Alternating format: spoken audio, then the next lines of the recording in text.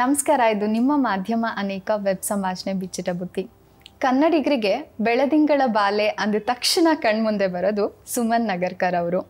ಕಲ್ಯಾಣ ಮಂಟಪ ಚಿತ್ರದಿಂದ ತಮ್ಮ ವೃತ್ತಿ ಬದುಕನ್ನು ಪ್ರಾರಂಭಿಸಿದಂತಹ ಇವರು ನಿಷ್ಕರ್ಷ, ಬೆಳದಿಂಗಳ ಬಾಲೆ, ಅಮ್ಮಾವ್ರ ಗಂಡ, ನಮ್ಮೂರ ಮಂದಾರ ಹೂವೆ, ಹೂಮಳೆ, ದೋಣಿ ಸಾಗಲಿ, ಮುಂಗಾರಿನ ಮಿಂಚು, ಪ್ರೀತ್ಸು ತಪ್ಪೇನಿಲ್ಲ ಹೀಗೆ ಸುಮಾರು 25ಕ್ಕೂ ಹೆಚ್ಚು ಚಿತ್ರಗಳಲ್ಲಿ ನಟಿಸಿದ್ದಾರೆ. ಬೆಳದಿಂಗಳ ಬಾಲೆ ಚಿತ್ರದ ಪಾತ್ರ ಪ್ರೇಕ್ಷಕರ ಮನಸ್ಸಿನಲ್ಲಿ ಹಸಿರಾಗಿರುವ ಹಾಗೆಯೇ ಇವರ ಹೂಮಳೆ ಚಿತ್ರದ ಮುಖ್ಯ ಭೂಮಿಕೆ ವಿಮರ್ಶಕರ ಮೆಚ್ಚುಗೆ ಪಡೆದು Udaya film award for best actress ಗೌರವವನ್ನು ಪಡೆದುಕೊಂಡಿದೆ.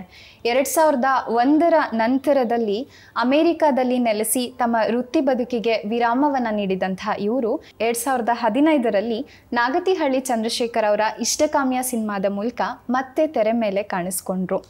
ತಮ್ಮದೇ ಆಗಿರುವಂತಹ ಸುಮನ್ ನಗರ್ಕರ್ ಚಿತ್ರ ನಿರ್ಮಾಣ ಸಂಸ್ಥೆಯ ಮೂಲಕ ಬಬ್ರು, ಬ್ರಾಹ್ಮಿ, ಗ್ರೇನಂತಹ ಚಿತ್ರಗಳ ನಿರ್ಮಾಣಕ್ಕೆ ತೊಡಗಿದ್ರು. ದೂರದರ್ಶನದಲ್ಲಿ ನಿರೂಪಕಿಯಾಗಿ, ಭಾವಗೀತೆಗಳ ಗಾಯಕಿಯಾಗಿ ಕಾರ್ಯನಿರ್ವಹಿಸಿದ್ದಾರೆ. ಹಾಗೆ ಕಿರುತೆರೆಯಲ್ಲೂ ಕೂಡ ನಟಿಸಿದ್ದಾರೆ. ಹಿಂದೂಸ್ತಾನಿ ಸಂಗೀತವನ್ನು ತರಬೇತು ಪಡೆದಂತಹ ಅತ್ಯುತ್ತಮ ಸಂಗೀತಗಾರ್ತಿ ಕೂಡ ಇವರು ಹೌದು. ಆತ್ಮೀಯರೇ, ನೇರ ಮಾತಿನ ಮೃದು ಭಾಷಿ, ನಟಿ, ನಿರ್ಮಾಪಕಿ, ಗುಳಿಕೆನೆಯ ಸುಂದರಿ ಸುಮನ್ ನಗರ್ಕರ್ ಅವರು ಇವತ್ತಿನ ನಮ್ಮ ಮಾಧ್ಯಮ ಅನೇಕ ವೆಬ್ ಸಂಭಾಷಣೆ ಬಿಚ್ಚಿಟ ಬುತ್ತಿಯಲ್ಲಿ ನಮ್ಮ ಜೊತೆಗಿದ್ದಾರೆ. ಅವರೊಂದಿಗಿನ ಮಾತುಕತೆಗೆ ನಿಮಗೆಲ್ಲ ಮೊದಲನೇದಾಗಿ ಪ್ರೀತಿಯ ಸ್ವಾಗತ. ಮೇಡಮ್ ನಮಸ್ತೆ. Thank you. ನನಗೂ ತುಂಬ ಖುಷಿ ಆಗ್ತಾ ಇದೆ ಈ ಕಾರ್ಯಕ್ರಮಕ್ಕೆ ಬಂದು ನಿಮ್ಮೊಂದಿಗೆ ನನ್ನ ಬುತ್ತಿಯನ್ನು ಬಿಚ್ಚಿಡಬೇಕು ಅಂತ. ಯಾವಾಗಲೂ ಬುತ್ತಿ ತುಂಬ ರುಚಿಯಾಗೇ ಇರುತ್ತೆ, ಹೇಗಿದ್ರೂ ರುಚಿಯಾಗಿರುತ್ತೆ ಅದು. ಸೊ ನಾವು ನಿಮ್ಮ ಬುತ್ತಿಯನ್ನು ಸವಿಯೋದಕ್ಕೆ ಸಿದ್ಧವಾಗಿದ್ದೀವಿ. ಮೊದಲನೇದಾಗಿ ಕಾರ್ಯಕ್ರಮಕ್ಕೆ ನಿಮಗೆ ಪ್ರೀತಿಯ ಸ್ವಾಗತ. Thank you. ಮಾಧ್ಯಮ ಅನೇಕ ತಂಡಕ್ಕೆ ನಿಮ್ಮ ಜೊತೆ ಇರುವಂಥದ್ದು ತುಂಬ ಸಂತೋಷದ ಗಳಿಗೆಗಳು. ನಿಮ್ಮ ತಂದೆ ತಾಯಿ ಬಾಲ್ಯ ಈ ನೆನಪುಗಳನ್ನು ಮೆಲುಕು ಹಾಕ್ತಾ ಕಾರ್ಯಕ್ರಮವನ್ನು ಪ್ರಾರಂಭಿಸೋಣ. ಓಕೆ. ಸೊ ನನ್ನ ತಂದೆ ಹೆಸರು ರಾಮಚಂದ್ರಮೂರ್ತಿ ಅಂತ. ಅವರು ವಿಧಾನಸೌಧದಲ್ಲಿ ಕೆಲಸ ಮಾಡ್ತಿದ್ರು, ಈಗ ರಿಟೈರ್ ಆಗಿದ್ದಾರೆ, ಸಾಕಷ್ಟು ವರ್ಷ ಆಯಿತು. ಅಮ್ಮ ರತ್ನಮೂರ್ತಿ ಅಂತ. ನನಗೊಬ್ಬ ಅಣ್ಣ ಸುಧೀರ್ ನಗರ್ಕರ್ ಅಂತ, ಅವನು US ಅಲ್ಲಿದ್ದಾನೆ. ಸೊ ನಮ್ಮದೊಂದು 4 ಜನದ ಪುಟ್ಟ ಕುಟುಂಬ. ಈಗ ಅಫ್ಕೋರ್ಸ್ ದೊಡ್ಡದಾಗಿದೆ, but usual middle class family. Gandhi ಬಜಾರಲ್ಲಿ ಹುಟ್ಟು ಬೆಳೆದಿದ್ದು, ಆಮೇಲೆ ಗಿರಿನಗರ ಕಡೆ, ಸೊ ನನ್ನ ಹತ್ರ ಸೌತ್ ಬೆಂಗಳೂರಿನಲ್ಲೇ ಹುಟ್ಟು ಬೆಳೆದಂಥವಳು. ಆಮೇಲೆ ಮಹಿಳಾ ಸೇವಾ ಸಮಾಜದಲ್ಲಿ ಓದಿದೆ, national high school, national college, BSc ಮಾಡಿದ್ದು. ಸೊ ಎಲ್ಲ ಈ ಕಡೆನೇ ಮಾಡಿಕೊಂಡು ನಾರ್ಮಲ್ ಜೀವನ ಅಂತ ಹೇಳ್ಬೋದು. ಅಂದರೆ ನಮ್ಮೆಲ್ಲರ ಸ್ಪೆಷಲಿ ಆ 80s ಆ ಟೈಮಲ್ಲಿ 90sಲ್ಲಿ ಒಂದು ಮಿಡಲ್ ಕ್ಲಾಸ್ ಫ್ಯಾಮಿಲಿದು ಹೇಗೆ ಜೀವನ ಇರ್ತಿತ್ತೋ ಹಾಗಿತ್ತು. ನಂದು ಮತ್ತು ನನ್ನ ಇಡೀ ಮಾಧ್ಯಮ ಅನೇಕ ತಂಡದ್ದು ಒಂದು ರಿಕ್ವೆಸ್ಟ್ ಇದೆ ನಿಮಗೆ. ನೀವು ಭಾವಗೀತೆ ಹಾಡ್ತೀರಾ ಮತ್ತು ಟ್ರೈನ್ಡ್ ಹಿಂದೂಸ್ತಾನಿ ಕ್ಲಾಸಿಕಲ್ ಸಿಂಗರ್ ಕೂಡ ಹೌದು. ಪ್ಲೀಸ್ ಒಂದು ಪುಟ್ಟ ಹಾಡಿನ ಜೊತೆಗೇನೆ ಈ ಮಾತುಕತೆನೇ ಪ್ರಾರಂಭಿಸೋಣ. ನಿಮ್ದೇನೂ ಅಭ್ಯಂತರ ಇಲ್ಲ ಅಂದರೆ? ನನಗೇನು ಅಭ್ಯಂತರ ಇಲ್ಲ, ಬಟ್ ಏನಾಯ್ತಂದರೆ ಈಗ ಒಂದು 2 weeks ಬ್ಯಾಕು ಫ್ಲೂ ಆಯಿತು ನನಗೆ. ಅಂದರೆ ನನ್ನ ಹಸ್ಬೆಂಡಿಗೆ ಫಸ್ಟ್ ಆಯಿತು, ಆಮೇಲೆ ನನಗಾಯಿತು. ಅದು ಅಷ್ಟು ದೊಡ್ಡದಾಗಲಿಲ್ಲ, ಏನೋ ಮೈಲ್ಡಾಗಿ ಒಂದು ಫೀವರ್ ಬಂತು ಹೋಯಿತು. ಬಟ್ ನನ್ನ ವಾಯ್ಸು ನೇಸಲ್ ಆಗಿಬಿಟ್ಟಿದೆ, ತುಂಬಾ ಚೇಂಜ್ ಆಗಿದೆ. ಸೊ ಇವಾಗ ನಾನು ಹಾಡಿದ್ರೆ ಅದು ಹೆಂಗೆ ಕೇಳುತ್ತೋ ನನಗೆ ಗೊತ್ತಿಲ್ಲ. ಹಾಡ್ತೀನಿ, ಬಟ್ ವಾಯ್ಸ್ ತುಂಬ ಹಾಳಾಗಿ ಹೋಗಿದೆ. ಅದು ಇನ್ನೂ ಸರಿ ಹೋಗಬೇಕು, ಅದು ಹೇಗೆ ಸರಿ ಹೋಗುತ್ತೋ ಗೊತ್ತಿಲ್ಲ. ಸೊ ಖಂಡಿತ ಒಂದು ಭಾವಗೀತೆಯಿಂದ ಶುರು ಮಾಡ್ತೀನಿ. ಏಕೆ ಕಾಡುತ್ತಿದೆ ಸುಮ್ಮನೆ ನನ್ನನು ಯಾವುದೋ ಈ ರಾಗ, ಯಾವುದೋ ಈ ರಾಗ, ಏಕೆ ಕಾಡುತ್ತಿದೆ ಸುಮ್ಮನೆ ನನ್ನನು ಯಾವುದೋ ಈ ರಾಗ, ಯಾವುದೋ ಈ ರಾಗ, ಒಂದೇ ಸಮನೆ ಹಾಯುತ್ತಲಿದೆ, ಒಂದೇ ಸಮನೆ ಹಾಯುತ್ತಲಿದೆ, ಅರಿವಿಗೆ ಗುರುತೆ ತಪ್ಪಿದಾಗ ಏಕೆ ಕಾಡುತ್ತಿದೆ, ಏಕೆ ಕಾಡುತ್ತಿದೆ ಸುಮ್ಮನೆ ನನ್ನನು ಯಾವುದೋ ಈ ರಾಗ, ಯಾವುದೋ ಈ ರಾಗ ಯಾವುದೋ ವಸಂತ ರಾತ್ರಿಯಲಿ ಯಾವುದೋ ವಸಂತ ರಾತ್ರಿಯಲಿ ಹೊಳೆದ ತಾರೆ ನೆನಪಾಗುತ್ತಿದೆ ಯಾವುದೋ ವಸಂತ ರಾತ್ರಿಯಲಿ ಹೊಳೆದ ತಾರೆ ನೆನಪಾಗುತ್ತಿದೆ ಮಾಸುಕು ನೆನಪುಗಳ ಮಳೆಯಲ್ಲಿ ಮಸುಕು ನೆನಪುಗಳ ಮಳೆಯಲ್ಲಿ ಮನಸ್ಸು ಒಂದೇ ಸಮ ತೋಯುತ್ತಿದೆ ಏಕೆ ಕಾಡುತ್ತಿದೆ ಏಕೆ ಕಾಡುತ್ತಿದೆ ಸುಮ್ಮನೆ ನನ್ನನು ಯಾವುದೋ ಈ ರಾಗ ಯಾವುದೋ ಈ ರಾಗ. Thank you. ಅದೇ ವಾಯ್ಸ್ ತುಂಬಾ ಕಾಡ್ತಾ ಇರುತ್ತ ರಾಗ ನಿಮ್ಮನ್ನ? ಓ ಯಾ, ಎಲ್ಲ ರಾಗಗಳು ಕಾಡ್ತಾ ಇರ್ತವೆ. ನಿಮ್ಗೆ ಸಂಗೀತದಲ್ಲಿ ಆಸಕ್ತಿ ಪ್ರಾರಂಭ ಆಗಿದ್ದು ಯಾವಾಗಿಂದ, ಹೇಗ್ ಪ್ರಾರಂಭ ಆಯ್ತು? ಚಿಕ್ಕ ವಯಸ್ಸಿಂದ ನಾನು ನಮ್ಮಣ್ಣ ಇಬ್ರು ತುಂಬಾ ಹಾಡ್ತಾ ಇದ್ವಿ. ಅಂದ್ರೆ ಅದು ಪ್ರಾಬ್ಲಿ ನಮ್ಮ ತಂದೆ ಕಡೆಯಿಂದ ಬಂದಿದೆ. ನಮ್ಮ ತಂದೆನೂ ತುಂಬಾ ಚೆನ್ನಾಗಿ ಹಾಡ್ತಾರೆ, ಇವತ್ತಿಗೂ ಚೆನ್ನಾಗಿ ಹಾಡ್ತಾರೆ ಅವರ ವಯಸ್ಸಿಗೂ. ಸೊ ಪ್ರಾಬಬ್ಲಿ ಆ ಒಂದು ಇದು ಜೀನ್ಸಲ್ಲಿ ಬಂದಿತ್ತು ಅನ್ಸುತ್ತೆ. ಹಾಗಾಗಿ ಚಿಕ್ಕ ವಯಸ್ಸಿಂದಾನು ನಾನು ನಮ್ಮ ಅಣ್ಣ ಹಾಡ್ತಿದ್ವಿ. ಆ್ಯಂಡ್ ಕೆಲವು ರಿಲೇಟಿವ್ಸ್ ಮನೆಗೆ ಹೋದ್ರಂತೂ ನಮ್ಮಿಬ್ಬರದ್ದು ಒಂದು ಮ್ಯೂಸಿಕ್ ಪ್ರೋಗ್ರಾಮ್ ಇರಲೇಬೇಕಿತ್ತು. ಆ ಥರ ಅಂದರೆ ಎಲ್ಲ ಹಾಡುಗಳು, ಮೇಯ್ನ್ಲಿ ನಮ್ಮ ಅಣ್ಣ ಅವರ ಹಾಡುಗಳು, ಆ ಥರ ಸುಮಾರು ಎಲ್ಲ ಹಾಡ್ತಿದ್ವಿ, ಭಾವಗೀತೆಗಳು. ಆ್ಯಂಡ್ ಚಿಕ್ಕ ವಯಸ್ಸಲ್ಲಿ ಈ ಗಣೇಶನ ಉತ್ಸವ ಅಥವಾ ರಾಜ್ಯೋತ್ಸವ ಎಲ್ಲ ಟೈಮ್ನಲ್ಲೂ ಆನಂದ್ ಸ್ವಾಮಿ ಅವ್ರದ್ದು ಎಲ್ಲ ಕಡೆ ಇರ್ತಿತ್ತಲ್ಲ, ಎಲ್ಲದಕ್ಕೂ ತಪ್ಪದೆ ಹೋಗ್ತಾ ಇದ್ವಿ. ಸೊ ಅವಾಗಿಂದ ಹಾಡು ಒಂಥರ ಒಂದು ನಮ್ಮ ಜೀವನದ ಅಂಗವಾಗ್ಬಿಟ್ಟಿದೆ. ಒಂದು ಟೈಮಲ್ಲಿ ಮ್ಯೂಸಿಕ್ ಕಲ್ಚರ್ ಅನ್ನೋದು, ಯಾವುದಾದ್ರೂ ಸಂಗೀತ ಕಲ್ತಿದ್ ಮಕ್ಳಿದ್ರೆ ಅಥವಾ ಸಂಗೀತ ಹಾಡೋರಿದ್ರೆ ಒಂದು ಫ್ಯಾಮಿಲಿ ಗ್ಯಾದರಿಂಗ್ಸ್ ಇರ್ಬೋದು, ಎಲ್ಲಾ ಟೈಮಲ್ಲೂ ಎಷ್ಟು ಚೆನ್ನಾಗಿರ್ತಿತ್ತಲ್ಲ ಮೂಮೆಂಟ್ಸ್. ಇವತ್ತು ಕೂಡ ಒಂಥರ ಮೆಮೊರೇಬಲ್ ಅನ್ಸುತ್ತೆ. ಹೇಳನಲ್ಲ, ನಮ್ಮ ತಂದೆ ಸೋದ್ರ ಮಾವನ ಮನೇಲಂತೂ ಸ್ಪೆಷಲಿ ಯಾವಾಗಲೇ ಹೋದ್ರು ಅವ್ರ ಮೇಲೆ ಏನೋ ಒಂದು ಗೆಟ್ ಟುಗೆದರ್ ಇದ್ದೇ ಇರ್ತಿತ್ತು.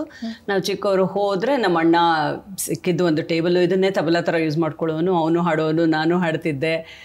ಅದೆಲ್ಲ ಒಂಥರ ಮರೆಯೋಕ್ಕಾಗದೇ ಇರೋ ದಿನಗಳು. ಇವಾಗ ಪ್ರಾಬಬ್ಲಿ ಯಾರಿಗೂ ಅಷ್ಟೆಲ್ಲ ಟೈಮು ಇರಲ್ಲ, ಪೇಷನ್ಸು ಇರಲ್ಲ, ಬಿಕಾಸ್ ಎಲ್ಲರ ಕೈಲೂ ಫೋನ್ ಇರುತ್ತೆ. ಸೊ ಅದೆಲ್ಲ ಇರಲ್ಲ. ಬಟ್ ನಮ್ಗೆ ಅವಾಗೆಲ್ಲ ಅದೇ ಅಲ್ವಾ ಔಟ್ಲೆಟ್. ಸೊ ಚೆನ್ನಾಗಿರೋದು.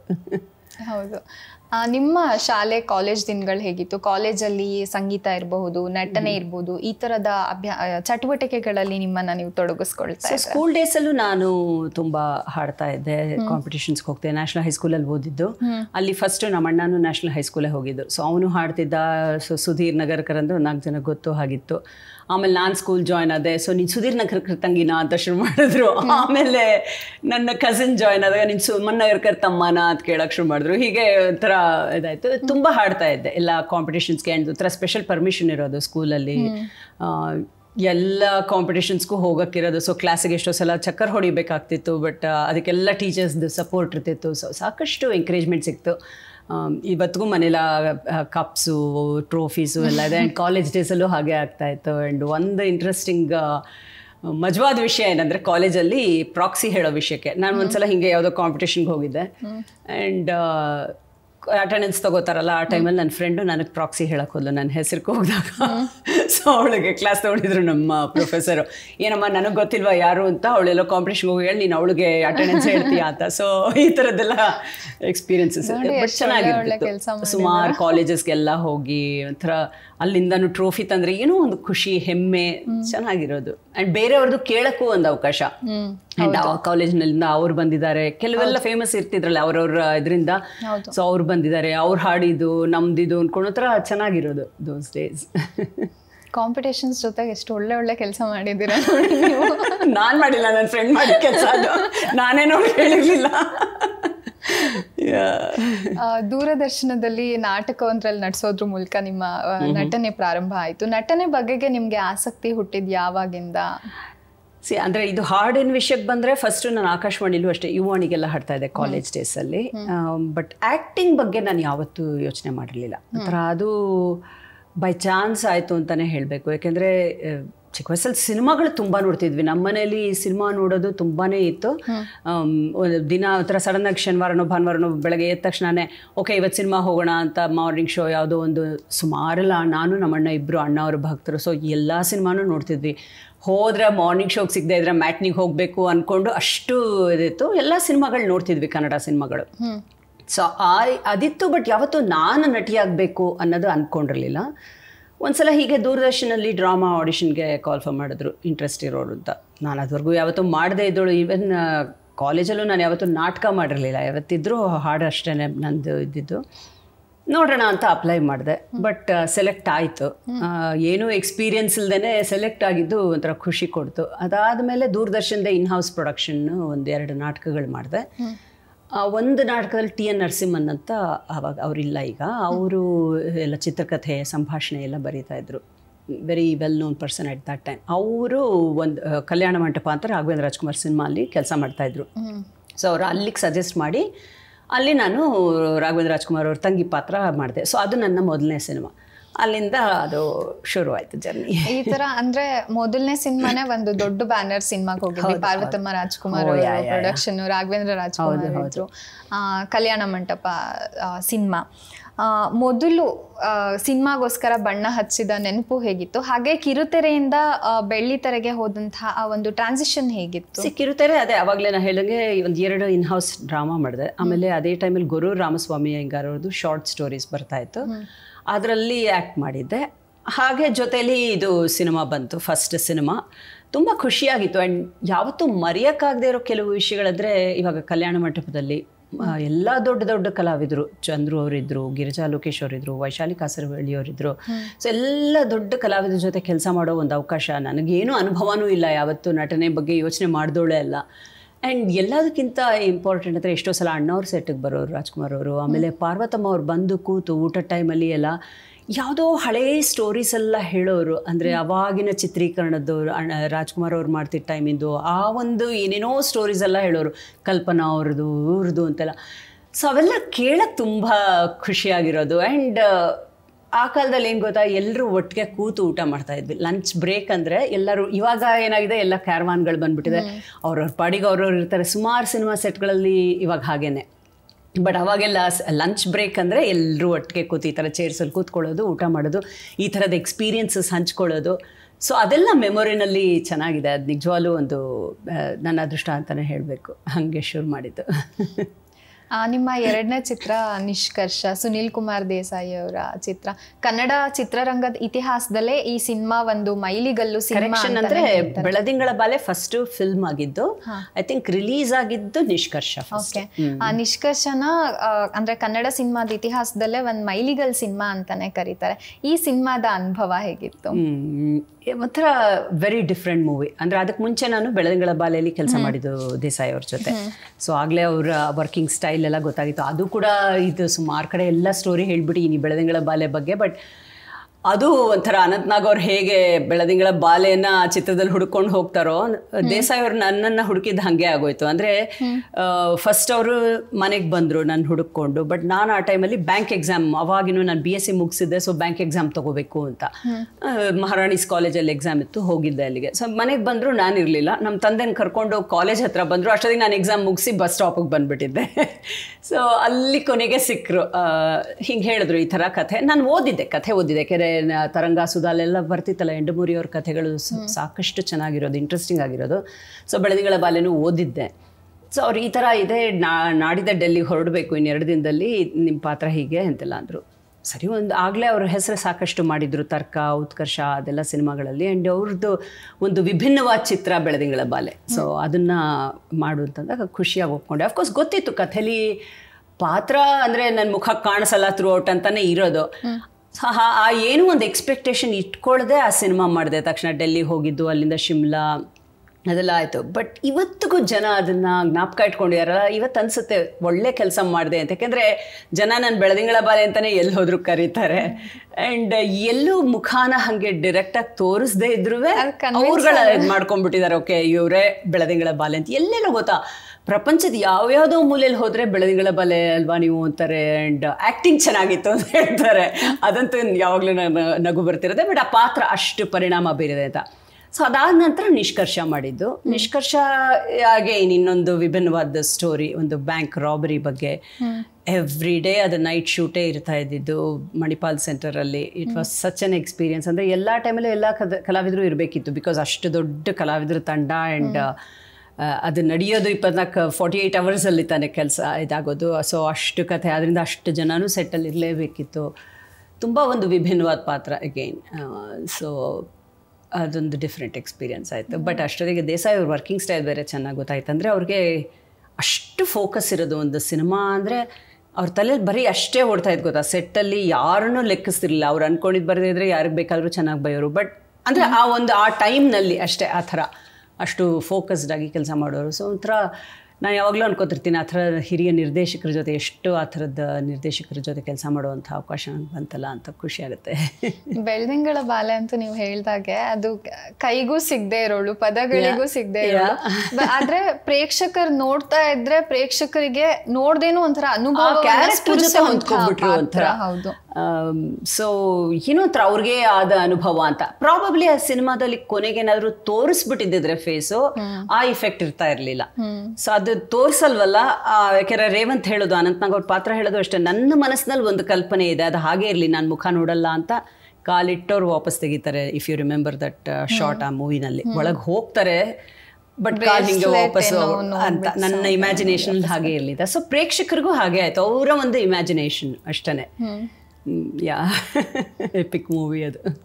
ಒಂಥರ ಏನು ನಿರ್ಲಿಪ್ತ ಪ್ರೀತಿ ಅಂತ ಹೇಳ್ತಾರಲ್ಲ ಅಲ್ಲ. ಆ್ಯಂಡ್ ಯೋಚನೆ ಮಾಡ್ತಾ ಇರ್ತೀನಿ, ನಾನು ಯಾವಾಗಲೂ ಯೋಚನೆ ಮಾಡ್ತೀನಿ, ಇವತ್ತಿನ ಕಾಲಕ್ಕೆ ಆ ಬೆಳದಿಂಗಳ ಬಾಲ್ಯ ಕಥೆ ಹೇಗೆ ಮಾಡೋಕ್ಕೆ ಸಾಧ್ಯ ಅಂತ. ಅಂದರೆ ಆ ಕಾಲಕ್ಕೆ ಎಷ್ಟು ಸೂಕ್ತವಾಗಿತ್ತು, ಎಷ್ಟು ಕ್ಯಾಲ್ಕುಲೇಷನ್ಸು. ಸುಮ್ಮನೆ ನೋಡ್ಕೊಂಡು ಹೋಗುವಂಥ ಸಿನಿಮಾ ಅಲ್ಲ, ಯೋಚನೆ ಮಾಡಬೇಕು. ಒಂದು ಆ ಫೋನ್ ನಂಬರ್ಗೆ ಕ್ಲೂ ಕೊಡೋ ಅಂಥದ್ದೇ ಇಲ್ಲ, ಎಷ್ಟು ಕ್ಯಾಲ್ಕುಲೇಷನ್ಸ್ ಇರ್ತಿತ್ತು. ಬಟ್ ಇವತ್ತು GPS ಇದೆ, ಇದಿದೆ, ಅದಿದೆ, ಟ್ರ್ಯಾಕರ್ಸ್ ಇದೆ, ಫೋನ್ ಟ್ರ್ಯಾಕರ್ಸು. ಸೊ ಇವತ್ತಿನ ಕಾಲದಲ್ಲಿ ಯಾರಾದರೂ ಅದನ್ನು ಮಾಡೋಕ್ಕೆ ಯೋಚನೆ ಮಾಡಿದ್ರೆ ಎಷ್ಟು ಇಂಟ್ರೆಸ್ಟಿಂಗ್ ಆಗಿರುತ್ತೆ ನಾನು ಯಾವಾಗಲೂ ಅನ್ಕೋತಾ ಇರ್ತೀನಿ. ಈಸಿಯಾಗಿ ಹುಡುಕೋದಿತ್ತು ಅಲ್ವಾ? ಇವಾಗ ಅದಕ್ಕೆ ಈಗ ಈಸಿಯಾಗಿ ಹುಡ್ಕೋ ಕಾಲದಲ್ಲಿ ಸಿಗದೇ ಇರೋ ಹಾಗೆ ಹೇಗೆ ಮಾಡೋಕ್ಕೆ ಸಾಧ್ಯ ಅಂತ. ಹೌದು. ನಾಗ್ತಿಹಳ್ಳಿ ಚಂದ್ರಶೇಖರ್ ಅವರ ರಾಷ್ಟ್ರ ಪ್ರಶಸ್ತಿ ವಿಜೇತ ಚಿತ್ರ ಹೂಮಳೆ ಸಿನಿಮಾ. ಹೂಮಳೆಯಲ್ಲಿ ನಾಯಕಿಯಾಗಿ ಬಹಳ ಸೂಕ್ಷ್ಮ ಪಾತ್ರದಲ್ಲಿ ಕಾಣಿಸ್ಕೊಂಡಿದ್ದೀರಾ. ಸುಹಾಸಿನಿ ಪಾತ್ರಕ್ಕೆ ಅನೇಕ ಚಿತ್ರ ವಿಮರ್ಶಕರು ಕೂಡ ಮೆಚ್ಚುಗೆಯನ್ನು ವ್ಯಕ್ತಪಡಿಸಿದ್ದಾರೆ. ನಾನು ಮೊದಲೇ ಇಂಟ್ರೋದಲ್ಲಿ ಹೇಳಿದಾಗೆ Udaya film award for best actress ಗೌರವ ಕೂಡ ಅದಕ್ಕೆ ಬರುತ್ತೆ. ಮುಖ್ಯ ಭೂಮಿಕೆಯಲ್ಲಿ ಪಾತ್ರ ವಹಿಸಿದಂತಹ ಈ ಸಿನಿಮಾದ ಅನುಭವ ಹೇಗಿತ್ತು? ತುಂಬ ಚೆನ್ನಾಗಿತ್ತು. ಅದಾಗಲೇ ನಾನು ಇವ್ರ ಜೊತೆ, ರಮೇಶ್ ಅವ್ರ ಜೊತೆ ಅಂತೂ ಇದು ಆ್ಯಕ್ಚುಲಿ 3ನೇ ಸಿನಿಮಾ. ಯಾಕೆಂದರೆ ಅದಕ್ಕೆ ಮುಂಚೆ ನಮ್ಮೂರ ಮಂದಾರ ಹೂವಲ್ಲಿ ತಂಗಿ ಪಾತ್ರ ಮಾಡಿದ್ದೆ. ಆಮೇಲೆ ರಾಜೇಂದ್ರ ಸಿಂಗ್ ಬಾಬು ಅವ್ರ ಮುಂಗಾರಿನ ಮಿಂಚುಲಿ ಸೆಕೆಂಡ್ ಹೀರೋಯಿನ್ ಆಗಿ ಮಾಡಿದ್ದೆ. ಸೊ ಒಂದು ಸಾಂಗು ಇದು ಎಲ್ಲ ಬರುತ್ತೆ ರಮೇಶ್ ಅವ್ರ ಜೊತೆ. ಇದರಲ್ಲಿ ಪೂರ್ಣ ಪ್ರಮಾಣದ ನಾಯಕಿ. ಆ್ಯಂಡ್ ಕಥೆನೂ ಚೆನ್ನಾಗಿತ್ತು. ಅಂದರೆ ಇದಕ್ಕೆ ಒಂದು ಆ ಮಗಳು ಇದ್ದು, ಆ ವಿಧವೆ ಪಾತ್ರ, ಒಂದು ಸೂಕ್ಷ್ಮವಾದ ಪಾತ್ರ ಅದು.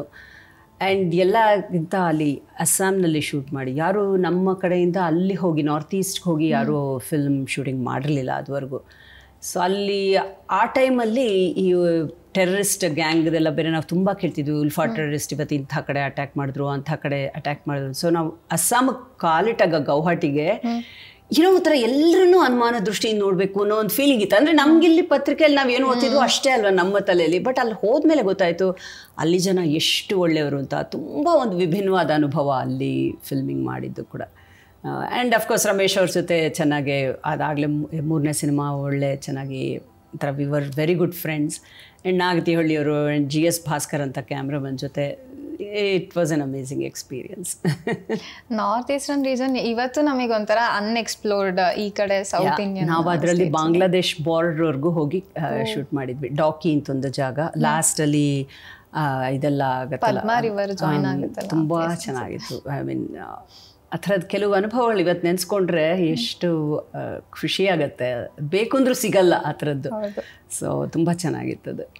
ನೀವು ಈಗಾಗಲೇ ಮುಂಗಾರಿನ ಮಿಂಚು ಸಿನಿಮಾದ ಬಗ್ಗೆ ಮೆನ್ಷನ್ ಮಾಡಿದ್ರಿ. ಮುಂಗಾರಿನ ಮಿಂಚು ಸಿನಿಮಾದಲ್ಲಿ ಒಂಥರ ಅತಿ ಮಾತಾಡೋ ಅಂತ ಒಂದು ಹುಡುಗಿ ಪಾತ್ರ.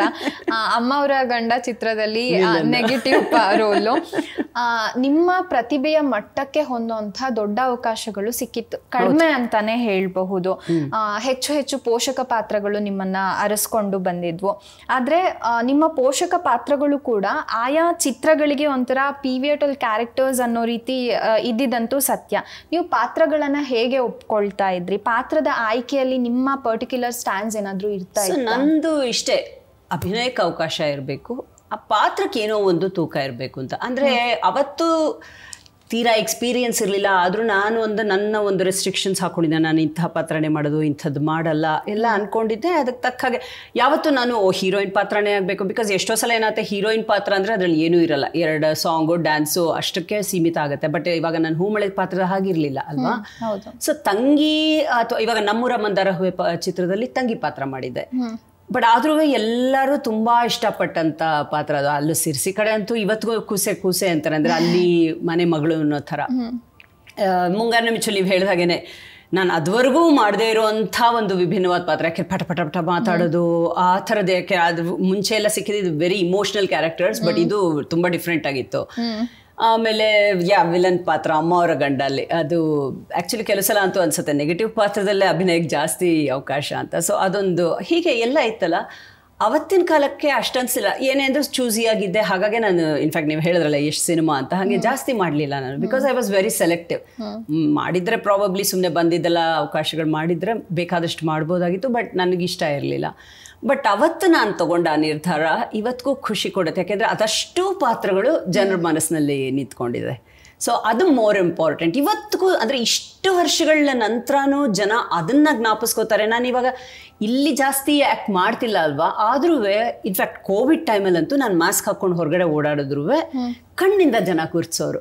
ಅಂದರೆ ಜನಕ್ಕಷ್ಟು ಹತ್ತಿರವಾಗಿತ್ತು ಆ ಪಾತ್ರಗಳು. ಒಬ್ಬೊಬ್ರು ಒಂದೊಂದು ಇಷ್ಟಪಡ್ತಾರೆ. ಕೆಲವ್ರಿಗೆ ನಂದು ಮುಂಗಾರಿನ ಮಿಚ್ಚು ಇಷ್ಟ ಆಗಿರ್ಬೋದು, ಕೆಲವ್ರಿಗೆ ಹೂಮಳೆ ಇಷ್ಟ ಆಗಿರ್ಬೋದು, ಕೆಲವ್ರಿಗೆ ಮಂದಾರ ಹೂವೆ ಅಥವಾ ನಿಷ್ಕರ್ಷ. ಹೀಗೆ ನೆನ್ನೆನೂ ಯಾರೋ ಮಾತಾಡಿಸ್ತಿದ್ರು ನಿಷ್ಕರ್ಷ ಬಗ್ಗೆ, ತುಂಬ ಅವ್ರಿಗೆ ಖುಷಿಯಾಗಿತ್ತು. ಹೀಗೆ ಬಟ್ ಎಲ್ಲದೂ ಮನಸ್ಸಿನಲ್ಲಿಲ್ಲೋ ಅಂಥ ಪಾತ್ರಗಳು. ಸೊ ಅವತ್ತು ನಾನು ಮಾಡಿದ ಒಂದು ನಿರ್ಧಾರ ಇವತ್ತಿಗೂ ಸರಿ ಅಂತ ನನಗನ್ಸುತ್ತೆ. ಕಮ್ಮಿ ಪಾತ್ರ ಆದರೂ ಪರವಾಗಿಲ್ಲ, ಬಟ್ ಜನಗಳ ಮನಸ್ಸು, ಇಲ್ಲಾಂದರೆ ಇಷ್ಟು ವರ್ಷಗಳು ಈಗೆಲ್ಲ ಎಷ್ಟು ಹೊಸಬ್ರು ಬರ್ತಿರ್ತಾರೆ ಹೋಗ್ತಿರ್ತಾರೆ. ಸೊ ಇಷ್ಟು ವರ್ಷದ ನಂತರನೂ ಆ ಜನಗಳ ಮನಸ್ಸಿನಲ್ಲಿ ನಿಂತಿದ್ದೀನಿ ಅಂದರೆ ನನಗದು ಒಂಥರ ಖುಷಿನೂ ಕೊಡುತ್ತೆ, ಆಶ್ಚರ್ಯ ಆಗುತ್ತೆ. ತುಂಬಾ ಆಶ್ಚರ್ಯ ಆಗುತ್ತೆ. ಎಷ್ಟೋ ಸಲ ಎಲ್ಲೆಲ್ಲೋ ಹೇಳ್ದನಲ್ಲ, ಅದು ಮಾಸ್ಕ್ ಹಾಕ್ಕೊಂಡು ಇದ್ದಾಗಲೂ ಜನ ಮಾತಾಡಿಸ್ತಾರೆ, ಅಂದರೆ ಗುರ್ತಿಡ್ತಾರೆ ಬರೀ ಕಣ್ಣಿಂದ. ಅಂದರೆ ಒಂಥರ ಏನು ಅದೃಷ್ಟ ಮಾಡಿದ್ನೋ ಗೊತ್ತಿಲ್ಲ, ತುಂಬ ಖುಷಿ ಅನಿಸುತ್ತೆ. ಪಾತ್ರಗಳ ಆಯ್ಕೆ ಕೂಡ ಇವತ್ತಿಗೂ ನಾನು ಅದಕ್ಕೆ ಹಾಗೇನೆ ವಾಪಸ್ ನಾನು ಆ್ಯಕ್ಟಿಂಗಿಗೆ ಬಂದಿದ್ರು ಕೂಡ ಸುಮ್ಮನೆ ಏನೋ ಒಂದು ಪಾತ್ರ ಮಾಡೋಕ್ಕೆ ನನಗಿಷ್ಟ ಇಲ್ಲ.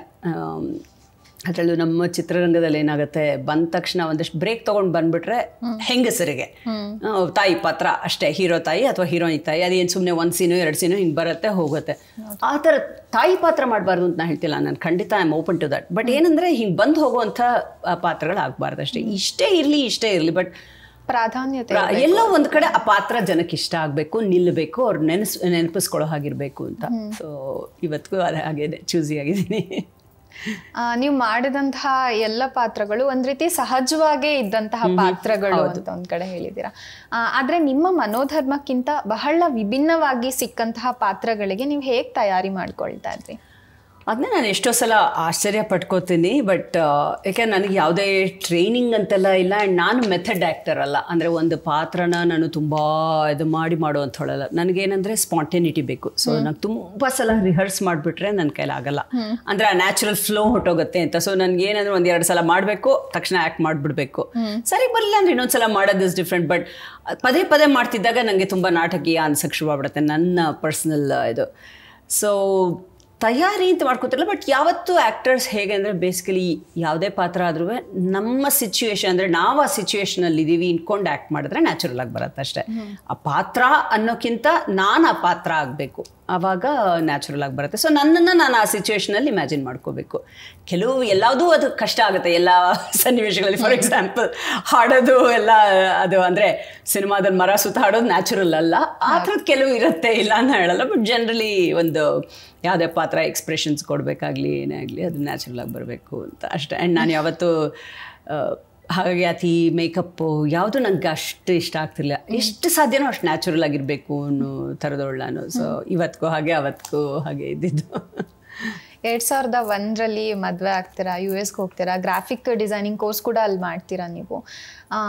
ಒಂದು ವಿರಾಮ ತಗೋತೀರಾ ನಿಮ್ಮ ನಟನ ಬದುಕಿನಿಂದ.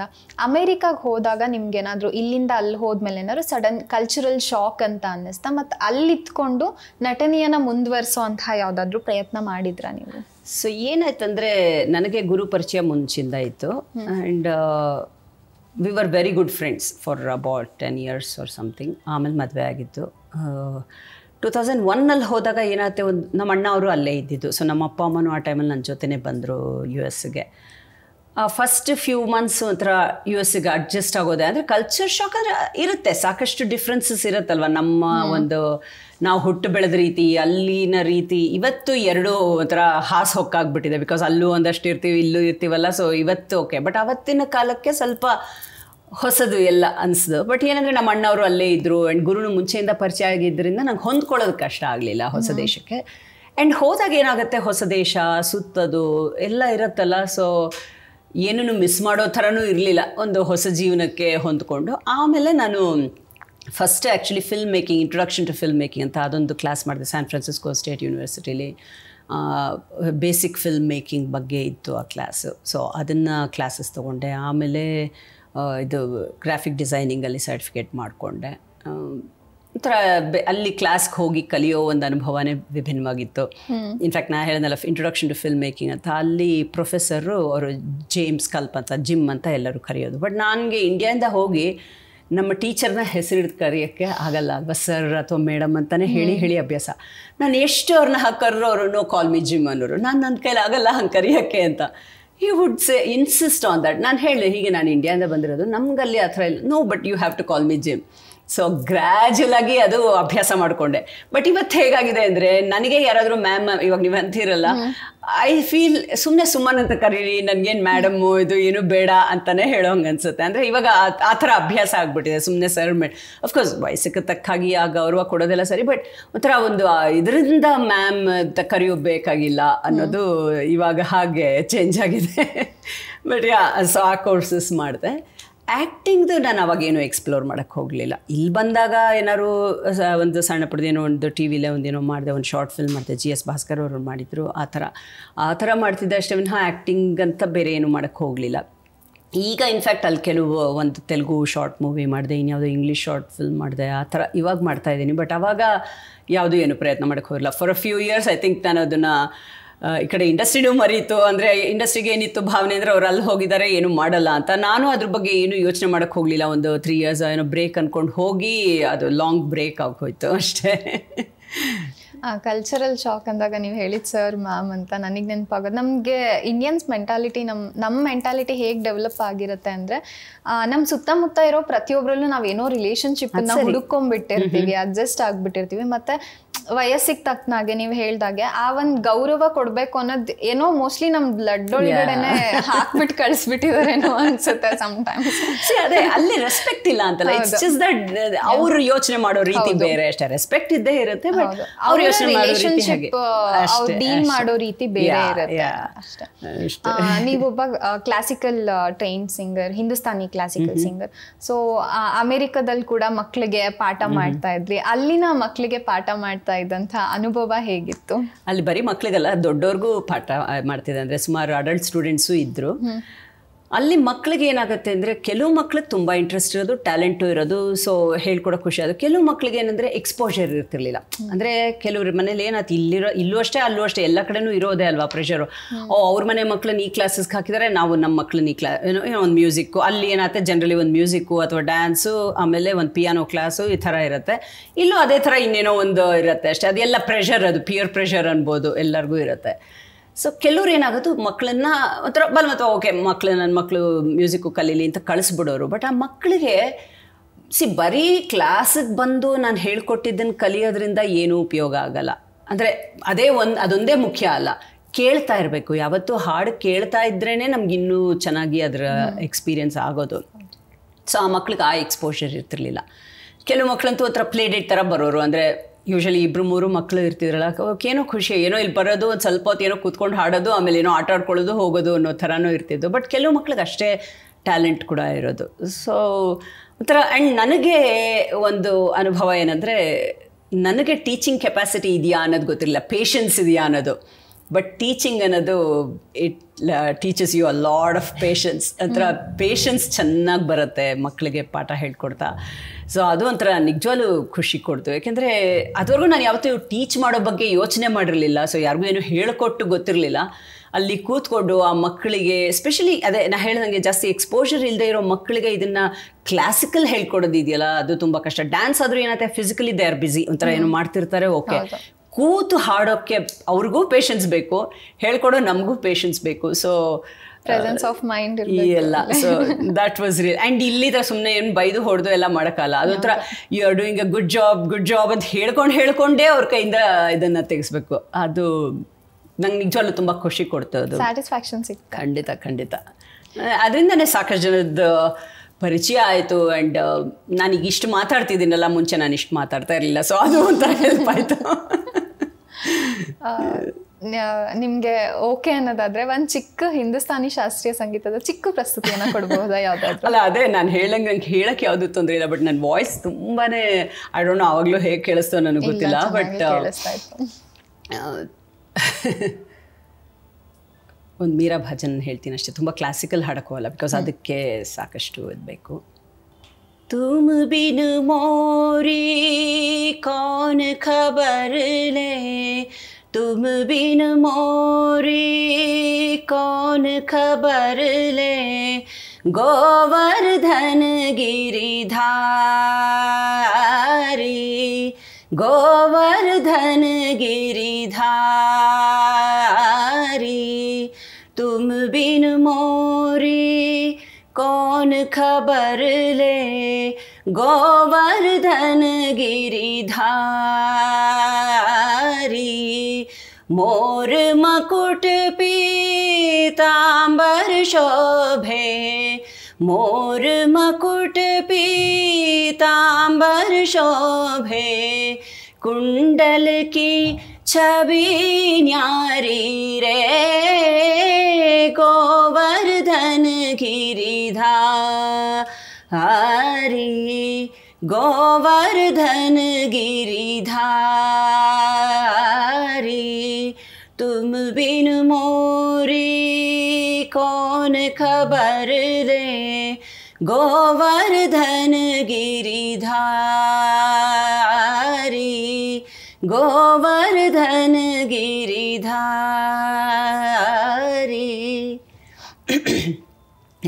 Thank you. ನೀವು ಒಂದು ಬ್ರೇಕನ್ನು ತಗೊಂಡ ನಂತರದಲ್ಲಿ ನಾಕ್ತಿಹಳ್ಳಿ ಚಂದ್ರಶೇಖರ್ ಅವರ ಸಿನಿಮಾದ ಮೂಲಕ, ಇಷ್ಟಕಾಮ್ಯದ ಮೂಲಕ ಎಂಟ್ರಿ ಕೊಡ್ತೀರಾ ಸಿನಿಮಾ ರಂಗಕ್ಕೆ. ಜೊತೆಗೆ ಕಾರ್ತಿಕ್ ಸರ್ಗೂರ್ ಅವರ ನಿರ್ದೇಶನದ ಜೀರ್ ಜಿಂಬೆ ಮತ್ತೆ ಸುನಿಲ್ ಕುಮಾರ್ ದೇಸಾಯಿ ಅವರ ರೇ ಚಿತ್ರದ ಮೂಲಕ ಈ 15 ವರ್ಷಗಳಲ್ಲಿ ಚಿತ್ರರಂಗದ ಬಗ್ಗೆ ನಿಮ್ಮ ದೃಷ್ಟಿಕೋನದಲ್ಲಿ ಏನಾದರೂ ಬದಲಾವಣೆ ಆಗಿತ್ತಾ? ವೆಸ್ಟ್ನ ಇನ್ಫ್ಲೂಯೆನ್ಸ್ ನಿಮ್ಮ ಮೇಲೆ ಏನಾದರೂ ಬೀರಿತ್ತಾ? ಮತ್ತೆ ಪಾತ್ರಗಳ ಆಯ್ಕೆಯಲ್ಲಿ ನಿಮ್ಮ ವೆಸ್ಟ್ನ ಇನ್ಫ್ಲೂಯೆನ್ಸ್ ನಿಮ್ಮನ್ನೇನಾದರೂ ಬದಲಾವಣೆ ಮಾಡಿತ್ತಾ? ಸೊ ಮೇನ್ ಬದಲಾವಣೆ ಅಂತೂ, ನಾನು ಮುಂಚೆ ಆ್ಯಕ್ಟ್ ಮಾಡ್ತಿದ್ದಾಗ ಅದು ಫಿಲ್ಮ್ ರೀಲ್ ಇದ್ದಿದ್ದು, ಈಗ ಫುಲ್ಲು ಡಿಜಿಟಲ್ ಆಗಿದೆ. So that was a very big difference. ಅದು ಅಫ್ಕೋರ್ಸ್ ಆ್ಯಕ್ಟ್ ಮಾಡೋಕ್ಕೆ ಏನು ಡಿಫ್ರೆನ್ಸ್ ಅಂತಲ್ಲ, ಬಟ್ ಆ ವರ್ಕಿಂಗ್ ಸ್ಟೈಲು, ಲೈಟಿಂಗಿಂದ ಎಲ್ಲದೂ ಡಿಫ್ರೆಂಟ್ ಆಗಿತ್ತು. ರೇದು ಒಂದು ಇಂಟ್ರೆಸ್ಟಿಂಗ್ ಅಂದರೆ, ಅದರಲ್ಲಿ ಒಂದು ಸಣ್ಣ ಒಂದು ಸಾಂಗ್ ಇದರಲ್ಲಿ ಒಂದು ಬಂದು ಹೋಗೋದಷ್ಟೇ. ಬಟ್ ಅವತ್ತು ಏನಾಯ್ತಂದರೆ, ದೇಸಾಯಿ ಅವರು GS ಅದಕ್ಕೆ ಭಾಸ್ಕರ್ ಅವರ ಕ್ಯಾಮ್ರಾ ಮಾಡಿದ್ದು. ಸೊ ಅಲ್ಲಿ ನಮ್ಮ ಮನೆ ಹತ್ರ ಎಲ್ಲೋ ನಡೀತಾ ಇತ್ತು ಶೂಟಿಂಗು. ಬಾ ಸೆಟ್ಗೆ ಅಂದರು. ಸೊ ಸುಮ್ಮನೆ ಮಾತಾಡ್ಸಕ್ಕೆ ಹೋದೆ.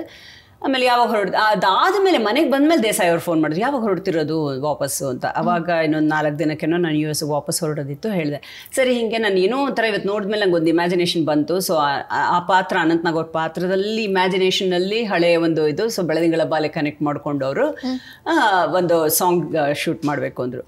I said okay. ಸೊ ಅದು ಆ ಥರ ಆಯಿತು. ಬಟ್ ಒಂಥರ ಖುಷಿ ಆಯಿತು ಆಫ್ಟರ್ ಅ ಲಾಂಗ್ ಟೈಮ್ ಅದೊಂದು ಸಣ್ಣ ಇದು ಮಾಡಿದ್ದಕ್ಕೆ. ಆಮೇಲೆ ಇಷ್ಟಕಮ್ಮಿ ಅದೇನಾಯ್ತು ಅಂದರೆ, ನಾಗ್ತಿಹಳ್ಳಿಯವರು ನಮ್ಮ ಮನೆಗೆ ಬಂದಿದ್ದರು. US ಅಲ್ಲಿ ನಮ್ಮ ಮನೇಲಿ ಒಂದು ಸ್ವಲ್ಪ 8 ದಿನನೋ ಏನೋ ಇದ್ದರು. ಅವಾಗ ನೀವು ಯಾಕೆ ಮಾಡ್ತಿಲ್ಲ ಅಂದರು. ಹಾಗೆ ನಾನಂತೆ ನಾನು ಮಾಡಬಾರ್ದು ಅಂತ ಏನೂ ಅಂದ್ಕೊಂಡೇ ಇಲ್ಲ. ಬಟ್ ಅದಕ್ಕೆ ಪ್ರಯತ್ನವೂ ಮಾಡಿಲ್ಲ. ನಾನು ಮಾಡಬೇಕು ಅನ್ನೋ ಪ್ರಯತ್ನವೂ ಮಾಡಿಲ್ಲ, ಮಾಡಬಾರ್ದು ಅಂತ ಅಂದ್ಕೊಂಡಿಲ್ಲ. ಬಟ್ ಅದ್ರ ಬಗ್ಗೆ ಯೋಚನೆ ಮಾಡಿಲ್ಲ ಅಷ್ಟೇ ಅಂತ. ಸರಿ, ನಾನು ಈ ಸಿನಿಮಾ ಮಾಡ್ತೀನಿ, ಬಟ್ ಅದ್ರ ಬೇರೆ ಕ್ಯಾರೆಕ್ಟರ್ಸ್ ಇಲ್ಲ, ಬಟ್ ಈ ಥರ ಒಂದು ಸ್ಪೆಷಲ್ ಇದಿದೆ, ಮಾಡ್ತೀರಾ ಅಂದರು. ಓಕೆ ಅಂದೆ. ಸೊ ಅಲ್ಲಿಂದ ಅದು ಶುರುವಾಯಿತು. ಆ್ಯಂಡ್ ಜೀರ್ಜಿಂಬೆ ಪಾತ್ರ ಒಂಥರ ಮೋಟಿವೇಶ್ನಲ್ ಅಂತ ಹೇಳ್ಬೋದು. ಅಂದರೆ ಮಕ್ಕಳಿಗೆ ಇದು ಮಾಡುವಂಥ ಗೈಡ್ ಮಾಡುವಂಥ ಒಂದು ಪಾತ್ರ ಅಲ್ಲ. ಸೊ ಅದು ತುಂಬ ಚೆನ್ನಾಗಿ ಬಂತು. ಆ್ಯಂಡ್ US ಅಲ್ಲಿ ಅದ್ರ ಶೋ ಮಾಡಿದಾಗ ಜೀರ್ಜಿಂಬೆದಲ್ಲಿ ನಾವೇ ಒಂದು ಸ್ಪೆಷಲ್ ಸ್ಕ್ರೀನಿಂಗ್ ಅರೇಂಜ್ ಮಾಡಿದ್ವಿ. ಸೊ ಅಲ್ಲಿ ಸುಮಾರು ಜನ ಅಮೇರಿಕನ್ಸು ಅವರು ಇವರು ಎಲ್ಲ ನಮ್ಮ ಫ್ರೆಂಡ್ ಸರ್ಕಲಲ್ಲಿ ಎಲ್ಲರೂ ಬಂದು ನೋಡಿದ್ರು. ಅದುವರೆಗೂ ಅವ್ರಿಗೆ ಈ ಚೈಲ್ಡ್ ಮ್ಯಾರೇಜು ಇದ್ರ ಬಗ್ಗೆ ಎಲ್ಲ ಎಕ್ಸ್ಪೋಜರೇ ಇರಲಿಲ್ಲ. So they were very surprised. And ಅವ್ರಿಗೆ ಆ ಸಬ್ಟೈಟಲ್ಸ್ ಇಲ್ಲದೇನೂ ನಾವು ಫಾಲೋ ಮಾಡ್ಬೋದು ಅನ್ನೋಂಥ ಒಂದು ಅಭಿಪ್ರಾಯ ಬಂತು. ತುಂಬ ಇಷ್ಟಪಟ್ಟರು ಅಲ್ಲೂ ಜನ ಎಲ್ಲ ಸಿನಿಮಾ ನೋಡಿ. ಅಲ್ಲಿಂದ ವಾಪಸ್ಸು ಒಂಥರ ಶುರುವಾಯಿತು ಅಷ್ಟೇ ನನ್ನ ಜರ್ನಿ. ಇನ್ಫ್ಲೂಯೆನ್ಸ್ ಅಂದರೆ ವೆಸ್ಟರ್ನ್ ಅಂದರೆ ನಾನು ಹೇಳ್ದಂಗೆ ನಾನು ಅಲ್ಲೇನೂ ಆದವರೆಗೂ ಆ್ಯಕ್ಟ್ ಮಾಡಿರಲಿಲ್ಲ. ಸೊ ಆ ಥರ ಇನ್ಫ್ಲೂಯೆನ್ಸ್ ಅಂತ ಏನೂ ಇಲ್ಲ. ನೀವು ಕನ್ನಡ ಚಿತ್ರರಂಗದ ತುಂಬ ಹೆಸರಾಂತ ಕಲಾವಿದ್ರ ಜೊತೆಗೆ ಆ್ಯಕ್ಟ್ ಮಾಡಿದ್ದೀರಾ. ವಿಷ್ಣುವರ್ಧನ್ ಇರ್ಬೋದು, ಶಿವರಾಜ್ ಕುಮಾರ್ ಇರ್ಬೋದು, ರಮೇಶ್ ಅರವಿಂದ್ ಅವರು, ಲೋಕೇಶ್ ಅವರು, ಅವಿನಾಶ್ ಅವರು, ಹೀಗೆ ಅನೇಕ ಕಲಾವಿದ್ರ ಜೊತೆಗೆ ತೆರೆ ಹಂಚ್ಕೊಂಡಿದ್ದೀರಾ. ಇವ್ರುಗಳ ಜೊತೆಗೆ ತೆರೆ ಹಂಚ್ಕೊಂಡಂತಹ ಅನುಭವ ಹೇಗಿತ್ತು? ಇವರಿಂದ ಕಲಿತಂತಹ ವಿಷಯಗಳು ಏನಾದರೂ ಇದೆಯಾ? ಅವ್ರುಗಳಲ್ಲಿ ಯಾವಾಗಲೂ ಕಲಿಯೋದು ಎಲ್ಲರಿಂದಲೂ ಇದ್ದೇ ಇರುತ್ತೆ. ಆ್ಯಂಡ್ ಅವರೆಲ್ಲ ಆ್ಯಕ್ಚುಲಿ ಆ ಟೈಮಲ್ಲೂ ನನಗಿಂತ ಜಾಸ್ತಿ ಎಕ್ಸ್ಪೀರಿಯನ್ಸ್ ಇದ್ದಂಥ ಕಲಾವಿದರು. ಸೊ ಕಲಿಕೆ ಅನ್ನೋದು ನಿರಂತರ ಅವಿಸ್ಮರಣೀಯ ಅನ್ಸುವಂಥ ಘಟನೆಗಳು ಅಂದ್ರೆ ಇವಾಗ ಲೋಕೇಶ್ ಅವ್ರ ಜೊತೆನೆ ಒಂದು ಕಿರುಚಿತ್ರ ಮಾಡಿದ್ದೆ. ಒಂಥರ ವೆರಿ ಡಿಫ್ರೆಂಟ್ ಎಕ್ಸ್ಪೀರಿಯನ್ಸ್. ಅವ್ರ ಪತ್ನಿಯ ಪಾತ್ರ ಮಾಡಿದ್ದು ಒಂಥರ ತುಂಬ ಚೆನ್ನಾಗಿತ್ತು ಆ ಪಾತ್ರ. ಅವರ ಒಂದು ಅನುಭವಗಳನ್ನು ಅಂದರೆ ಅವ್ರು ಹೇಗೆ ಒಂದು ಪಾತ್ರನ ಇದು ಮಾಡ್ತಾರೆ ಅದೆಲ್ಲ ನೋಡೋಕ್ಕೆ ಅವಕಾಶ ಸಿಕ್ತು. ನಮ್ಮೂರ ಮಂದಾರ ಹೂವಲ್ಲಿ ಶಿವಣ್ಣ ಆ್ಯಂಡ್ ರಮೇಶ್ ಅವರು ತುಂಬಾ ಹೆಲ್ಪ್ ಮಾಡಿದ್ರು ಆ ಮುತ್ತು ಮುತ್ತು ಸಾಂಗ್ ಟೈಮಲ್ಲಿ. Because steps of course Udupi Jayaram ಅವರು, ದೇವಿಯವರು ಮಾಡಿದ್ದು ಅಂತ ಹಿರಿಯ ಕೊರಿಯೋಗ್ರಾಫರ್ಸ್ ಅವರು ಹೇಳ್ಕೊಡೋರು. ಪಾಪ ಪೇಷನ್ಸಿಂದ ಇವ್ರುಗಳು ನನ್ನ ಜೊತೆ ಪ್ರಾಕ್ಟೀಸ್ ಮಾಡೋರು. ಶಿವಣ್ಣ ಅವರು ಟಿಪ್ಸ್ ಕೊಡೋರು. ರಮೇಶ್ ಜೊತೆನೂ ಅದು ಥರ ಇದು ಚೆನ್ನಾಗಿತ್ತು. ಸೊ ಆ್ಯಂಡ್ ಅಫ್ಕೋರ್ಸ್ ರಮೇಶ್ ಅವ್ರ ಜೊತೆ ನನ್ನ ಅನುಭವ ಅಂದರೆ ಇಬ್ರಿಗೂ ಕ್ರಾಸ್ ವರ್ಡ್ ಮಾಡೋ ಇಂಟ್ರೆಸ್ಟ್ ತುಂಬ. ಸೊ ಸೆಟ್ಟಲ್ಲಿ ಏನೂ ಇದಿಲ್ಲ ಅಂದರೆ ಆವಾಗೇನು ಸ್ಮಾರ್ಟ್ಫೋನ್ಸ್ ಇರ್ತಿರ್ಲಿಲ್ಲ. ಸೊ ಹೆರಾಲ್ಡು ಅದು ಇದು ಎಲ್ಲ ಪೇಪರಲ್ಲಿ ಕ್ರಾಸ್ ವರ್ಡ್ ಇರೋದಲ್ಲ, ನಾವು ಅದನ್ನೆಲ್ಲ ಒಟ್ಟಿಗೆ ಮಾಡ್ತಾ ಇದ್ವಿ. ಆ ಥರದ ಅನುಭವ. And he is a very friendly person. And ಇನ್ನೊಂದೇನೆಂದರೆ ಅದೇ ಅನುಭವ ಅಂತ ಹೇಳ್ತಿರಲ್ಲ, ಹಾಗೆ ಅವರು ಕೆಲವು ಸಜೆಷನ್ಸ್ ಕೊಡೋದಾಗಲಿ ಅದೆಲ್ಲ ಇದ್ದೇ ಇರ್ತಾಯಿತ್ತು. Shivanna very friendly person on set, full ಖುಷಿಯಾಗಿರೋರು ಒಂಥರ ಅದು. ಆಮೇಲೆ ವಿಷ್ಣುವರ್ಧನ್ ಅವ್ರ ಜೊತೆ ನನಗೆ ನಿಷ್ಕರ್ಷಲ್ಲಿ ಒಂದು ಶಾರ್ಟ್ ಅಷ್ಟೇ ಅದು ಬರೋದು ನಾನು ಅಲ್ಲಿದ್ದಂತೆ. ಅದರ್ವೈಸ್ ಒಟ್ಟಿಗೆ ಏನು ಸೀನ್ಸ್ ಇರಲಿಲ್ಲ. ಸೊ ಅದೊಂದು ರಿಗ್ರೆಟ್ ಇದ್ದೇ ಇದೆ, ಅವ್ರ ಜೊತೆ ಅವಕಾಶ ಸಿಕ್ಕಲಿಲ್ಲ ಅನ್ನೋದು. ನನ್ನ ಬೆಸ್ಟ್ ಇದಂದರೆ ಅನಂತ್ನಾಗ್ ಅವರು. ಯಾಕೆಂದರೆ ನನ್ನ ಮೋಸ್ಟ್ ಫೇವ್ರೇಟ್ ಆ್ಯಕ್ಟರ್ ಅಣ್ಣವರು ಪ್ಲಸ್ ಅನಂತ್ನಾಗು. ಒಂಥರ ನನಗೆ ಆ ಟೈಮಲ್ಲಿ ತುಂಬ ಅನಂತ್ನಾಗ್ ಲಕ್ಷ್ಮಿ ಕಾಂಬಿನೇಷನ್ ಮೂವೀಸ್ ಅಂತೂ ನನಗೆ ಯಾವಾಗಲೂ ತುಂಬ ಇಷ್ಟ ಆಗೋದು. ಹಾಡುಗಳು, ಸಿನಿಮಾ ಎಲ್ಲ ಚೆನ್ನಾಗಿರೋದು. ಸೊ ಫಸ್ಟ್ ಟೈಮ್ ಬೆಳದಿಂಗಳ ಬಾಲೆಯಲ್ಲಿ ಅನಂತ್ನಾಗ್ ಅವ್ರ ಜೊತೆ ಕೆಲಸ ಮಾಡಬೇಕಾದಾಗ it was very very different experience. And ಎಷ್ಟು ಇದು ಅಂದರೆ ಅವ್ರಿಗೆ ಎಷ್ಟೋ ಜನಕ್ಕೆ ಈಗೆಲ್ಲ ಗೊತ್ತಿರ್ಬೋದು, ಬಟ್ ಎಷ್ಟೋ ಜನಕ್ಕೆ ಗೊತ್ತಿರಲಾರ್ದು ಒಳ್ಳೆ ಹಿಂದೂಸ್ತಾನಿ ಗಾಯಕ ಅವರು ಅನಂತ್ನಾಗ್ ಅವರು. ಅದರಲ್ಲೂ ಭೀಮಸೇನ್ ಜೋಶಿ ಅವ್ರ ಹಾಡುಗಳನ್ನು ತುಂಬ ಚೆನ್ನಾಗಿ ಹಾಡೋರು. ಸೊ ಶಿಮ್ಲಾದಲ್ಲಿ ಫಿಲ್ಮಿಗೆಲ್ಲ ಆಗಬೇಕಾದ್ರೆ ಸಾಯಂಕಾಲದ ಮೇಲೆ ಅವರು ಭಾಗ್ಯದ ಲಕ್ಷ್ಮಿ ಬಾರಮ್ಮ ಎಷ್ಟು ಚೆನ್ನಾಗಿ ಹಾಡೋರು, ಕೇಳೋಕ್ಕೆ ಖುಷಿ ಆಗೋದು. ಸೊ ಅದು ಅಷ್ಟೇ ನನ್ನ ಒಂದು ಅದೃಷ್ಟ ಅನಂತ್ನಾಗ್ ಅವ್ರ ಜೊತೆ ಕೆಲಸ ಮಾಡುವಂಥದ್ದು. ಆ್ಯಂಡ್ ಶಿವರಾಜ್ ಕುಮಾರ್ ಅವ್ರ ಜೊತೆ ಮತ್ತು ಅಮ್ಮವರ ಗಂಡಲ್ಲಿ ವಿಲನ್ ರೋಲು. ಸೊ ಒಂಥರ ರೊಮ್ಯಾಂಟಿಕ್ ಆ್ಯಂಗಲ್ ಇರೋ ಥರ, ಅಂದರೆ ಈ ಕ್ಯಾರೆಕ್ಟರ್ ದೃಷ್ಟಿಯಿಂದ ರೊಮ್ಯಾಂಟಿಕ್ ಆ್ಯಂಗಲ್ ಇರೋ ಹಾಗಿತ್ತು.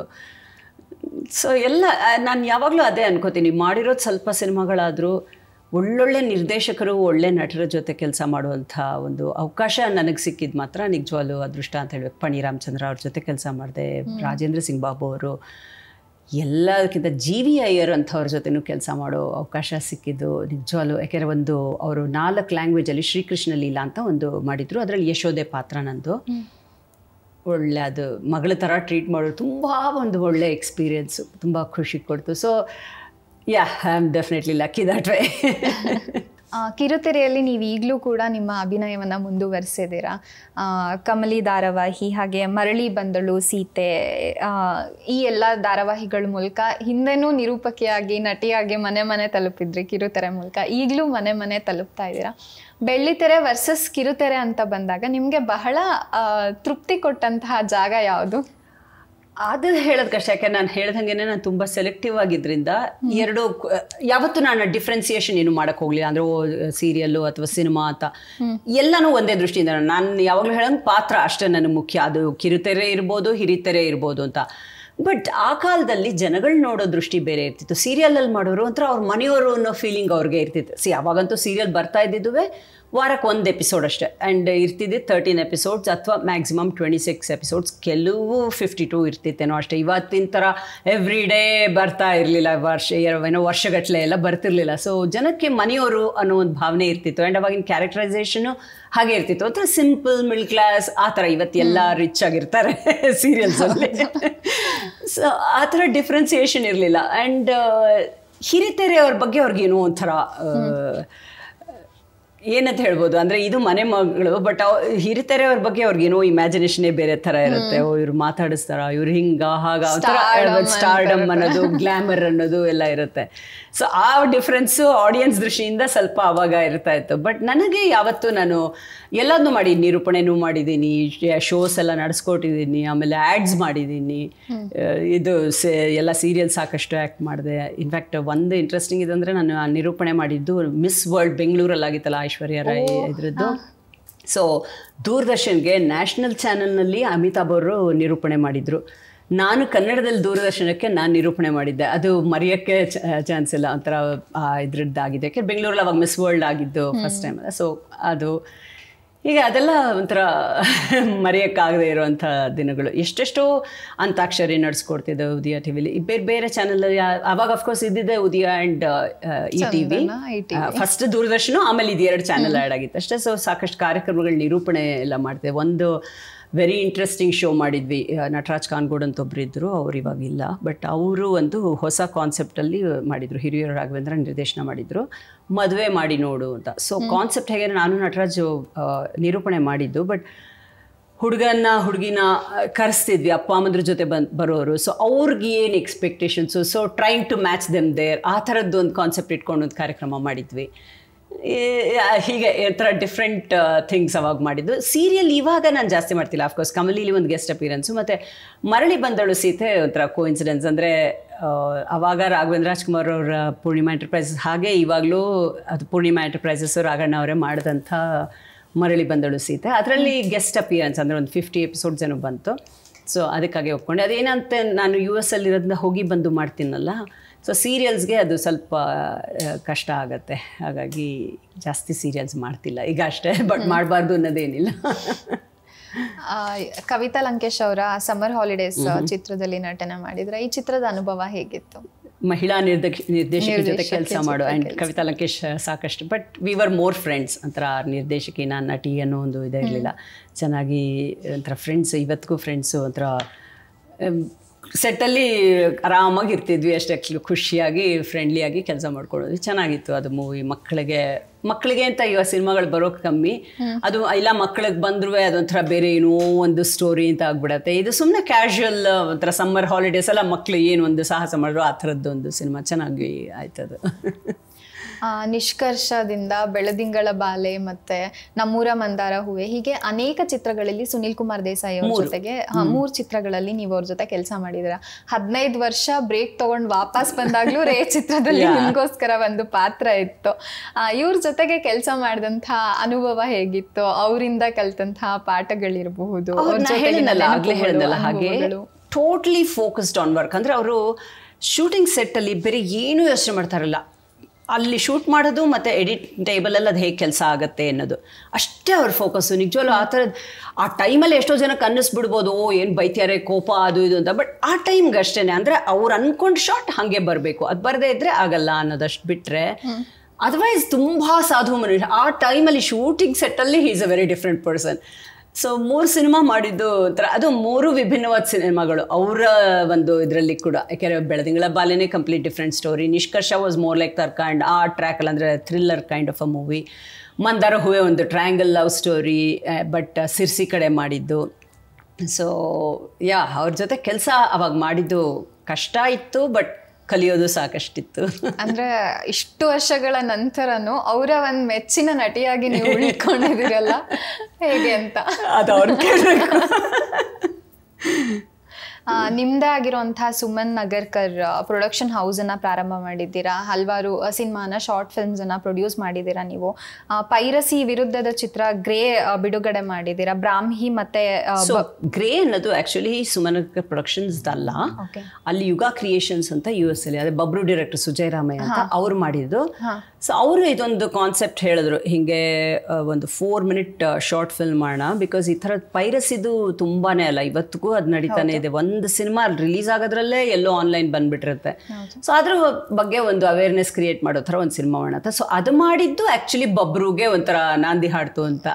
ಸೊ ಅದಾದ್ಮೇಲೆ we work together. So Sujay ಹೇಳಿದ್ರು ಹಿಂಗೊಂದು ಸ್ಟೋರಿ ಐಡಿಯಾ ಇದೆ ಮಾಡೋಣ ಅಂತ. ಸೊ ನಾವು ಮತ್ತು ಯುಗ ಕ್ರಿಯೇಷನ್ಸ್ ಸುಜಯ್ ರಾಮಯ್ಯ ಅವ್ರದ್ದು ಸೇರಿಕೊಂಡು ಬಬ್ರು ಮಾಡಿದ್ದು. ಬಬ್ರು ಹೇಗೆ ಅಂದರೆ ಅದೇ ಸ್ಟೋರಿ ಎಲ್ಲ ಫುಲ್ ಅಲ್ಲೇ ನಡೆಯೋದು. ಮೊದಲನೇ ಕನ್ನಡ ಚಿತ್ರ ಪೂರ್ಣವಾಗಿ ಅಲ್ಲೇ ನಡೆದಿರೋದು. ಇವಾಗ ಸುಮಾರು ಸಿನಿಮಾಗಳು ಅಮೆರಿಕಾದಲ್ಲಿ ಶೂಟ್ ಮಾಡಿದ್ದಾರೆ, ಬಟ್ ಏನಂದರೆ ಸ್ವಲ್ಪ ಕತೆ ಇಂಡಿಯಾಲಿರುತ್ತೆ, ಆಮೇಲೆ ಅಲ್ಲಿಗೆ ಶಿಫ್ಟ್ ಆಗೋದು ಅಥವಾ ಅಲ್ಲಿಂದ ಇಲ್ಲಿಗೆ ಬರೋದು ಏನೋ ಒಂದಿರುತ್ತೆ. ಬಟ್ ಈ ಸಿನಿಮಾ ಪೂರ್ತಿ ಅಲ್ಲೇ ಮಾಡಿದ್ದು, ಬಿಗಿನಿಂಗ್ ಟು ಎಂಡ್ ಅಲ್ಲೇ ಕಥೆ ಆಗಿದ್ದು. ಆ್ಯಂಡ್ ಟೀಮಲ್ಲಿ ಕೆಲಸ ಮಾಡಿದವರೆಲ್ಲ ಅಲ್ಲಿದ್ದಂಥವ್ರೆ, ಎಕ್ಸೆಪ್ಟ್ ಮ್ಯೂಸಿಕ್ ಇಲ್ಲಿ ಪೂರ್ಣಚಂದ್ರ ತೇಜಸ್ವಿ ಅವ್ರು ಮಾಡಿದ್ದು, ಮತ್ತು ಎಡಿಟಿಂಗ್ ಇಲ್ಲೇ ಮಾಡಿದ್ದು. ಅದು ಬಿಟ್ಟರೆ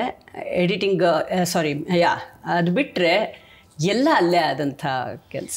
ನಿರ್ಮಾಣಕ್ಕೆ ಕೈ ಹಾಕಿದಾಗ ಯಾವ ಥರ ತಯಾರಿ ಮಾಡ್ಕೊಂಡ್ರಿ? ಅಂದರೆ ಒಬ್ಬ ಸಿನಿಮಾ ರಂಗದಲ್ಲಿ ಕಲಾವಿದೆಯಾಗಿ ಸಿನಿಮಾನ ಕಲೆಯಾಗಿ ನೋಡೋ ಅಂಥ ನೀವು ನಿರ್ಮಾಣ ಮಾಡಬೇಕಾದ್ರೆ ಯಾವುದಾದ್ರೂ ಆಶಯಗಳನ್ನು, ಡಿಫ್ರೆಂಟ್ ಆಗಿರುವಂಥ ಆಶಯಗಳನ್ನ ಡಿಫ್ರೆಂಟ್ ಅಂದರೆ ಇವಾಗ ಬಬ್ರು ಮಾಡಿದ್ದು ಡಿಫ್ರೆಂಟ್ ಮೂವಿನೇ, ಅಂದರೆ ಯಾರೂ ಅದು ಮಾಡದೇ ಇರೋಂಥ ಒಂದು ಪ್ರಯತ್ನ. ಆ್ಯಂಡ್ ನಾವೇನು ಮಾಡಿದ್ವಿ ಅಂದರೆ ಎಲ್ಲಿ ಇಂಗ್ಲೀಷ್ ಬಳಸಬೇಕೋ ಅಲ್ಲಿ ಇಂಗ್ಲೀಷು, ಎಲ್ಲಿ ಸ್ಪ್ಯಾನಿಷ್ ಬೇಕೋ ಅಲ್ಲಿ ಸ್ಪ್ಯಾನಿಷು, ಎಲ್ಲಿ ಕನ್ನಡ ಬೇಕೋ ಅಲ್ಲಿ ಸುಮ್ಮನೆ ಕನ್ನಡನೇ ಎಲ್ಲ ಕಡೆ ಮಾತಾಡ್ತಿರೋಕ್ಕೂ ಆಗಲ್ಲ, ಆವಾಗ ಅದು ನ್ಯಾಚುರಲ್ ಆಗಿಲ್ಲ. ಸೊ ಆ ಥರ ಇದಾಗಿತ್ತು. And we were very clear, ಯಾವುದು ಅತಿ ಆಗಬಾರ್ದು, ಅಂದರೆ ಲೆಂತ್ ಆಗಲಿ ಇದಾಗಲಿ ಜನಕ್ಕೆ ಬೋರ್ ಆಗೋಕ್ಕೆ ಮುಂಚೆ ಸಿನಿಮಾ ಮುಗಿಸ್ಬೇಕು ಅಂತ. ಸೊ ಆ ಒಂದು ದೃಷ್ಟಿಲೇ ಮುಗಿಸಿದ್ದು.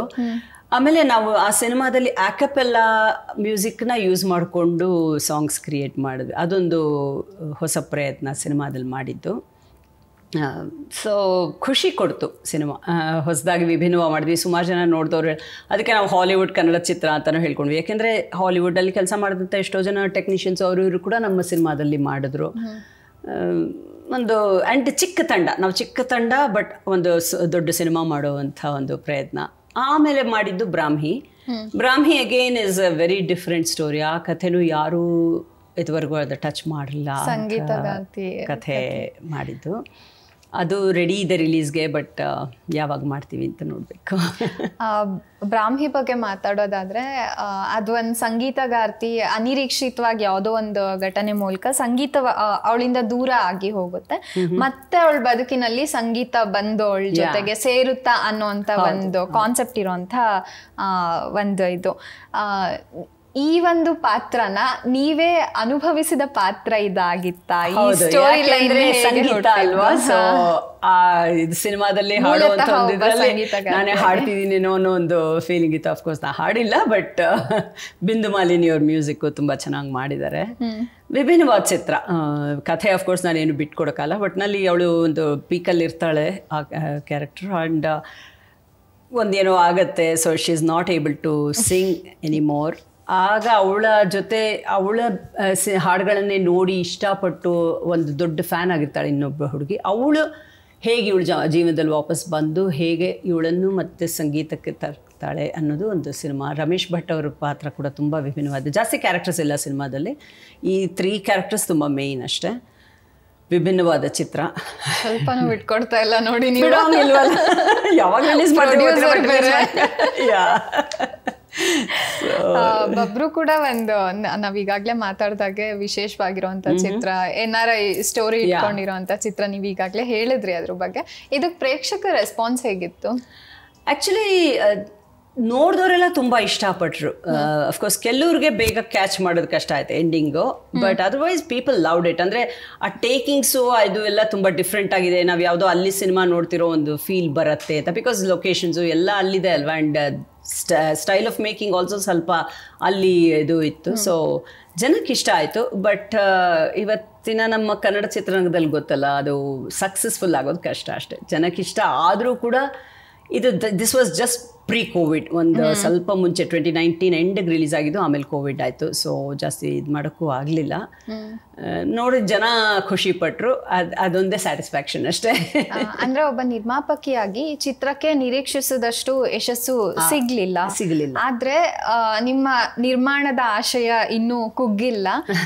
ಕಂಟೆಂಟ್ ಈ ರೀತಿಯ ಕಂಟೆಂಟ್ ಸಿನಿಮಾಗಳ ಬಗೆಗೆ ನಿಮ್ಮ ಅಭಿಪ್ರಾಯ ಏನು? ವಿಭಿನ್ನವಾದ ಚಿತ್ರಗಳೇ ಮಾಡಬೇಕು.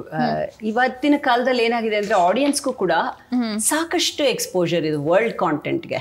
ಸೊ ನಾವು ಒಂದೇ ಹಳೆ ಸ್ಟೈಲಲ್ಲೇ ಮಾಡ್ತೀವಿ ಇದ್ರೆ ಜನ ಏನೇ ವಿಭಿನ್ನವಾಗಿ ಮಾಡ್ತೀವಿ ಅಂದ್ರೇ ಜನ ಥಿಯೇಟ್ರಿಗೆ ಬಂದು ನೋಡೋ ಅಭ್ಯಾಸ ಹೊರಟೋಗಿದೆ. ಅದರಲ್ಲೂ ಕೋವಿಡ್ ಆದಮೇಲೆ ಅವ್ರಿಗೆ ಇದರಲ್ಲಿ ಆನ್ಲೈನ್ ನೋಡೋ ಅಭ್ಯಾಸ ಆಗ್ಬಿಟ್ಟು ಇವತ್ತು ಟ್ರಾಫಿಕಲ್ಲಿ ಅಯ್ಯೋ ಯಾರು ಥಿಯೇಟ್ರಿಗೆ ಹೋಗಿ ನೋಡ್ತಾರೆ, ಹೇಗಿರೋ ಇನ್ನೊಂದು ತಿಂಗಳಲ್ಲಿ ಬಂದ್ಬಿಡತ್ತಲ್ಲ ಅನ್ನೋ ಒಂದು ಭಾವನೆನೇ ಇರೋದು ಜನಕ್ಕೆ.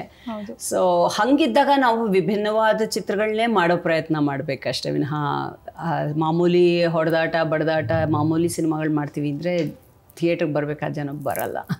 Content is a king. ನೀವು ಮುಂಚೆನೂ ನೀವು ಕೆಲಸ ಮಾಡಿರೋಂಥ ನಿರ್ದೇಶಕರುಗಳ ಬಗ್ಗೆ ಮಾತಾಡಿದ್ರೆ ಬಹಳಷ್ಟು ನಿರ್ದೇಶಕರ ಜೊತೆ ಕೆಲಸ ಮಾಡಿದ್ದೀರಾ. ಗೋವಿಂದ್ ರಾಜ್ ಅವರು, ಸುನೀಲ್ ಕುಮಾರ್ ದೇಸಾಯಿ ಅವರು, ಅವ್ರ ಜೊತೆ ಕೂಡ ಒಂದು ಸೀರಿಯಲ್ ಅಲ್ಲಿ ಕೆಲಸ ಮಾಡಿದ್ದೆ. ನಾವು ಅವ್ರ ಇಂಟರ್ವ್ಯೂ ಮಾಡಿದ್ವಿ. ರಾಜೇಂದ್ರ ಸಿಂಗ್ ಬಾಬು ಅವರು, ಹೀಗೆ ಕನ್ನಡ ಚಿತ್ರರಂಗದ ಮಹತ್ವದ ನಿರ್ದೇಶಕರು ಅಂತ ನಾವು ಯಾರ್ಯಾರನ್ನ ಕರಿತೀವಿ ಅವ್ರ ಜೊತೆಗೆಲ್ಲ ಕೆಲಸ ಮಾಡಿದ್ದೀರಾ. ಬಹುಶಃ ಇದೊಂದು ಈ ರೀತಿ ಕೆಲಸ ಮಾಡೋದಕ್ಕೆ ಅವಕಾಶ ಸಿಕ್ಕಿದೊಂದು ಸುವರ್ಣ ಅವಕಾಶ ಅಂತಾನೆ ಹೇಳಬಹುದು. ಅವರ ಜೊತೆಗೆ ಕೆಲಸ ಮಾಡಿದಂತಹ ಅನುಭವಗಳನ್ನ ಹಂಚ್ಕೊಳ್ಬಹುದಾ? ಅದೇ ಆಗ್ಲೇ ಹೇಳ್ದಂಗೆ ಪಣಿರಾಮಚಂದ್ರ ಅವ್ರ ಜೊತೆ ಅಂತೂ ಅಮ್ಮವ್ರ ಗಂಡ ಪ್ಲಸ್ ಒಂದು ಸೀರಿಯಲ್ ಕೂಡ ಮಾಡಿದ್ದೆ. ಅವರೊಂದು ಟಿವಿಗೆ ಒಂದು ಸೀರಿಯಲ್ ಮಾಡಿದ್ರು, ಅದರಲ್ಲೂ ಮಾಡಿದೆ. ಮತ್ತು TN ಸೀತಾರಾಮ್ ಅವ್ರ ಜೊತೆ ಸೀರಿಯಲ್ಸಲ್ಲಿ ಕೆಲಸ ಮಾಡಿದ್ದೀನಿ. ಅಫ್ಕೋರ್ಸ್ ಭಾರ್ಗವ ಅವರೊಂದು ಸೀರಿಯಲ್ ಮಾಡಿದ್ರು, ಫ್ಯಾಮಿಲಿ ಸ್ಟೋರಿ. ಅದು ಅಭ್ಯಾಸ ಒಂಥರ ಹೀಗೆ ಅಂದರೆ ಅನುಭವ ಅಂದರೆ ಅದೇ ಅವರಿಂದ ಕಲಿಯೋ ತುಂಬ ಇರುತ್ತೆ. ಎಷ್ಟು ಅನುಭವ ಇರುವಂತಹ ನಿರ್ದೇಶಕರು ಏನಂದ್ರೆ ಎಲ್ಲರದು ನಾನು ಅಪ್ರಿಷಿಯೇಟ್ ಮಾಡಬೇಕಾಗಿರೋದು ಆ ಫ್ರೀಡಮ್ ಕೊಡೋರು. ಅಂದ್ರೆ ಹಿಂಗೇ ಮಾಡ್ಬೇಕು, ನೀನು ಹೀಗೆ ಹೇಳ್ಬೇಕು ಡೈಲಾಗು ಅನ್ನೋ ಥರ ಯಾವ ನಿರ್ದೇಶಕರು ಆ ಒಂದು ನಿರ್ಬಂಧ ಅಂತ ಏನು ಹೇಳ್ತೀವಲ್ಲ ಅದನ್ನ ಹೇರಲಿಲ್ಲ. ಸೊ ಆ ಫ್ರೀಡಮ್ ಕೊಡೋರು ಅದು ನಿಜವಾಗ್ಲೂ ತುಂಬ ಮುಖ್ಯ ಆಗುತ್ತೆ. ಅದರ್ವೈಸ್ ಇವಾಗ ನಾನು ಹಿಂಗೆ ಹೇಳ್ತೀನಿ ನೀ ಹಿಂಗೇ ಮಾಡಬೇಕು ಅಂದರೆ ಒಬ್ಬ ಕಲಾವಿದ ಬೆಳೆಯೋಕ್ಕೂ ಸಾಧ್ಯ ಇಲ್ಲ. ನಮ್ಮದೇ ಒಂದು ಮಾತಾಡೋ ರೀತಿ ನಮ್ಮದೇ ಒಂದು ರೀತಿ ಇರೋದು. ಸೊ ಅವ್ರು ಹೇಳ್ಕೊಟ್ಟಂಗೆ ನಾವು ಮಾಡಿದ್ರೆ ಅದು ಸರಿ ಹೋಗಲ್ಲ. ಬಟ್ ನಾನೇನಂದರೆ ಯಾವಾಗಲೂ ನಿರ್ದೇಶಕರ ಕಲಾವಿದೆ ಅಂದರೆ ಅವ್ರು ಹೇಗೆ ಹೇಳ್ತಾರೋ, ಅಂದರೆ ಆ್ಯಕ್ಟಿಂಗ್ ವಿಷಯದಲ್ಲಿ ಅಂತಲ್ಲ, ಬಟ್ ಅವರು ಆ ಸಿಚುವೇಶನ್ ಹೇಗೆ ಅಂತ ಹೇಳ್ತಾರೋ ಅದಕ್ಕೆ ತಕ್ಕಾಗಿ ಮಾಡೋ ಅಂಥವಳು. ಅವ್ರಿಗೆ ಸ್ಯಾಟಿಸ್ಫೈ ಆಗದೆ ಇನ್ನೊಂದು ಟೇಕ್ ಅಂತ. ಬಟ್ ಆ ಥರ ಇನ್ಫ್ಯಾಕ್ಟ್ ಇನ್ನೊಂದು ಪ್ರಾಬ್ಲಿ ಎಷ್ಟು ಜನ ಗೊತ್ತಿಲ್ಲದೆ ಅಂದರೆ ವಿಜಯ್ ಪ್ರಸಾದ್ ಇದ್ದಾರಲ್ಲ ಆ ಡೈರೆಕ್ಟ್ರು, ಅವರು ಒಂದು ಕಿರುಚಿತ್ರ ಮಾಡಿದರು, 1 hour ಟೆಲಿಫಿಲ್ಮು. ನಾನು ನಾಗೇಂದ್ರ ಶಾ ಇಬ್ಬರೇ ಆ್ಯಕ್ಟರ್ಸು, ಫುಲ್ಲು ಸಿಂಗಲ್ ಟೇಕ್ ಎಲ್ಲ. ಅಂದರೆ ತುಂಬ ಮೂಮೆಂಟ್ಸ್ ಇರುವಂಥ 1 hour ಸ್ಟೋರಿ ಅದು, ಇಬ್ಬರೇ ನಟರು.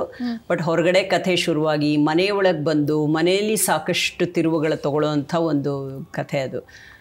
ಅದು ಕೂಡ ಒಂದು ಚೆನ್ನಾಗಿತ್ತು ಅನುಭವ. ಅದು ನೈಟ್ ಎಫೆಕ್ಟ್ ಬೇರೆ, ನೈಟ್ ಶೂಟ್ ಮಾಡಿದ್ವಿ. ಯಾರೋ ಒಬ್ಬರು ಒಂದು ಲೈಟ್ ಇನ್ನೇನೋ ಒಂದು ಕಡೆ ಮಿಸ್ಟೇಕರು ಮತ್ತೆಲ್ಲ ನಾವು ಮಾಡಬೇಕಿತ್ತು. ಸೊ ಅದೊಂದು ಚೆನ್ನಾಗಿತ್ತು. ಈ ಥರ ಹತ್ರ ತುಂಬಾ ಎಲ್ಲ ಥರದ ವಿಭಿನ್ನ ಇದು ಸಿಕ್ಕಿದೆ. ಆ್ಯಂಡ್ ಆ ಕಾಲದಲ್ಲಿ TVನಲ್ಲಿ ಯಾರ್ಯಾರು ದೊಡ್ಡ ನಿರ್ದೇಶಕರಿದ್ದರು ಅವ್ರ ಜೊತೆ ಕೆಲಸ ಮಾಡಿದ್ದು, ಸಿನಿಮಾದಲ್ಲಿ. ಸೊ ನಾನು ಆ ವಿಷಯದಲ್ಲಿ ಆಗಲೇ ಹೇಳಿದ್ನಲ್ಲ ಹಾಗೆ ಯಾವಾಗಲೂ ಲಕ್ಕಿ ಅನ್ಕೋತೀನಿ. ಮಾಡಿದ್ದು ಸ್ವಲ್ಪ ಬೆರಳಿಣಿಕೆ ಎಷ್ಟು ಅಂತಂದ್ರೂ ಕೂಡ ಒಳ್ಳೊಳ್ಳೆ ಆ ಖುಷಿ, ಆ ಸ್ಯಾಟಿಸ್ಫ್ಯಾಕ್ಷನ್ ಇದ್ದೇ ಇದೆ. ನಿರ್ದೇಶನ ಅಂತ ಬಂದಾಗ ನಿಮಗೂ ನಿರ್ದೇಶನದಲ್ಲಿ ಆಸಕ್ತಿ ಇದೆ ಅಂತ ನೀವು ಒಂದು ಕಡೆ ಕೇಳಿದೆ. ಆ ನಿಟ್ಟಿನಲ್ಲಿ ಏನಾದರೂ ಆಸೆ ಇದೆ, ಬಟ್ ಆ ನಿಟ್ಟಿನಲ್ಲಿ ನಾನೇನು ಇನ್ನು ಯೋಚನೆ ಮಾಡೋಕ್ಕೆ ಹೋಗಿಲ್ಲ. ಈಗ ಸದ್ಯಕ್ಕೆ ನಮ್ಮ ಚಿತ್ರರಂಗದ ಪರಿಸ್ಥಿತಿನೂ ಹೀಗಿರೋದ್ರಿಂದ, ಅಂದರೆ ಸಿನಿಮಾಗಳು ರಿಲೀಸ್ ಆದರೂ ಯಾರು ಜನ ಬರಲ್ಲ. ಸೊ ನಾವೇನಾದ್ರು ಮಾಡಬೇಕಂದ್ರೂ ನಮಗೆ ಜನಗಳ ಇದು ಬೇಕಲ್ಲ. ಸೊ ಸದ್ಯಕ್ಕೆ ಆ ಬಗ್ಗೆ ಯೋಚನೆ ಮಾಡಿಲ್ಲ. ನೀವು ಈಗಾಗಲೇ ಸಿನಿಮಾ ಬಗ್ಗೆ ಮಾತಾಡಬೇಕಾದ್ರೆ ಹೇಳಿದ್ರಿ, ಜನ ಥಿಯೇಟರ್ಸಲ್ಲಿ ನೋಡೋದಕ್ಕಿಂತ ಮನೆಯಲ್ಲೇ ಕುತ್ಕೊಂಡು ಹೆಚ್ಚು ಸಿನಿಮಾ ನೋಡೋದಕ್ಕೆ ಪ್ರಿಫರ್ ಮಾಡ್ತಾರೆ ಅಂತ. ಈಗ OTTಗಳೇ ರೂಲ್ ಮಾಡ್ತಾ ಇರೋವಂಥ ಒಂದು ಕಾಲ. ಚಿತ್ರಮಂದಿರಗಳಲ್ಲಿ ಸಿನಿಮಾಗಳು ಪ್ರದರ್ಶನಗೊಳ್ಳದೇ ಇದ್ರೂ ಕೂಡ OTTಗಳಲ್ಲಿ ಆ ಸಿನಿಮಾಗಳು ತೆರೆ ಕಂಡು ಜನರಿಗೆ ಇಷ್ಟ ಆಗ್ತಾ ಇರೋಂಥ ಹೊತ್ತು ನಿಮಗೆ OTTಗಳ ಬಗ್ಗೆಗೆ, OTTಯಲ್ಲಿ ಸಿನಿಮಾಗಳು ಪ್ರದರ್ಶನ ಆಗ್ತಿರೋದ್ರ ಬಗ್ಗೆ ನಿಮ್ಮ ಅಭಿಪ್ರಾಯ ಏನು? ಆನೆಸ್ಟ್ಲಿ ಒಂದು ಮಾತು ಹೇಳ್ತೀನಿ, ನಮ್ಮ ಕನ್ನಡ ಚಿತ್ರರಂಗ ಇವತ್ತು ನನಗನ್ಸೋ ಮಟ್ಟಿಗೆ. ಅಂದರೆ ನನ್ನ ಒಂದು ಅನುಭವ ನಾನು ನೋಡ್ತಿರೋ ರೀತಿಲಿ ನಮ್ಮ ಕನ್ನಡ ಚಿತ್ರರಂಗ ಈಗ ಒಂದು ಸರಿಯಾದ ಇದರಲ್ಲಿ ಆಗ್ತಾ ಇಲ್ಲ. ಯಾಕೆಂದರೆ ಜನ ಅದನ್ನ ಹೇಳಿದಂಗೆ ಥಿಯೇಟ್ರಿಗೆ ಬರ್ತಿಲ್ಲ, OTTಲಿ ನೋಡ್ತೀವಿ ಈ ಥರ. ಬಟ್ ನಮ್ಮ OTT ಅವರು ಕೂಡ ಯಾರು ಕನ್ನಡ ಸಿನಿಮಾಗಳಿಗೆ ಅಷ್ಟು ಒಂದು ಬೆಲೆ ಕೊಡ್ತಾ ಇಲ್ಲ. ಮತ್ತು ನೀವು ಬೇರೆ ಭಾಷೆಗಳು ಎಷ್ಟು ನೋಡ್ತೀರಾ, ಇವಾಗ ಒಂದು ವೆಬ್ ಸೀರೀಸ್ ಕೂಡ ಇರ್ಬೋದು, ಬೇರೆ ಎಲ್ಲ ಭಾಷೆಗಳದ್ದು ಇದೆ, ಕನ್ನಡದ್ದು ಒಂದು ವೆಬ್ ಸೀರೀಸ್ ತೋರಿಸಿ ಯಾವ OTTನಲ್ಲೂ ಇಲ್ಲ. ಸೊ ಹಾಗೆ ಎಲ್ಲೋ ನಮ್ಮ ಕನ್ನಡ ಚಿತ್ರರಂಗ ಎಲ್ಲೋ ಒಂದು ಕಡೆ ಕಳೆದು ಹೋಗ್ತಿದೆಯಲ್ಲ ಅಂತ ತುಂಬ ಬೇಜಾರಾಗುತ್ತೆ. ಜನನೂ ನೋಡಬೇಕು, ಚಿತ್ರರಂಗನೂ ಅದ್ರ ಬಗ್ಗೆ ಒಂದು ಪ್ರಯತ್ನ ಮಾಡಿ ಹೀಗಾದರೂ ನಮ್ಮ ಇದನ್ನು ಉಳಿಸ್ಕೊಳ್ಳೇಬೇಕು. OTT ಬೇಕು. ಇವತ್ತಿನ ಕಾಲಕ್ಕೆ ನಾನು OTT ಇಲ್ಲದೆ ಇರೋಕ್ಕೆ ಸಾಧ್ಯ ಇಲ್ಲ. ಬಟ್ ಏನಂದರೆ ಜನ ಥಿಯೇಟ್ರಲ್ಲೂ ನೋಡಿ, ಸ್ಪೆಷಲಿ ಕೆಲವು ಸಿನಿಮಾಗಳಂತೂ ನೀವು ಥಿಯೇಟ್ರಲ್ಲಿ ನೋಡಿದ್ರೇ ಚೆನ್ನ. ಆಮೇಲೆ OTTಲಿ ನೋಡೋದು ಇಸ್ ಡಿಫ್ರೆಂಟ್. ಬಟ್ ಕೆಲವು ಸಿನಿಮಾಗಳನ್ನ ಥಿಯೇಟ್ರಲ್ಲಿ ನೋಡಿದಾಗ, ಥಿಯೇಟ್ರಲ್ಲಿ ನೋಡಿದ್ರೆ ಸಿನಿಮಾ ಅದು ಹೇಗಂದರೆ ಕಳೆದು ಹೋಗಿರ್ತೀವಿ ನಾವು. ಅಂದರೆ ಫೋನ್ಸ್ ಆಫ್ ಆಗಿರುತ್ತಾ ಆ್ಯಂಡ್ ಕತ್ತಲೆಯಲ್ಲಿ ಕೂತು ನೋಡ್ತೀವಲ್ಲ, ಸೊ 100% ಫೋಕಸ್ ಇರುತ್ತೆ. ಮನೇಲಿ ನಾವು ನೋಡ್ತಿದ್ದಾಗ ಯಾವುದೋ ಕಾಲ್ ಬರುತ್ತೆ, ಇನ್ನೇನೋ ಆಗುತ್ತೆ, ಪಾಸ್ ಮಾಡ್ತೀವಿ, ಮತ್ತು ಆಮೇಲೆ ನೋಡ್ತೀವಿ. ಸೊ ಆ ಫ್ಲೋ ಇರಲ್ಲ. But of course that is the future, ಏನು ಮಾಡೋಕ್ಕಾಗಲ್ಲ.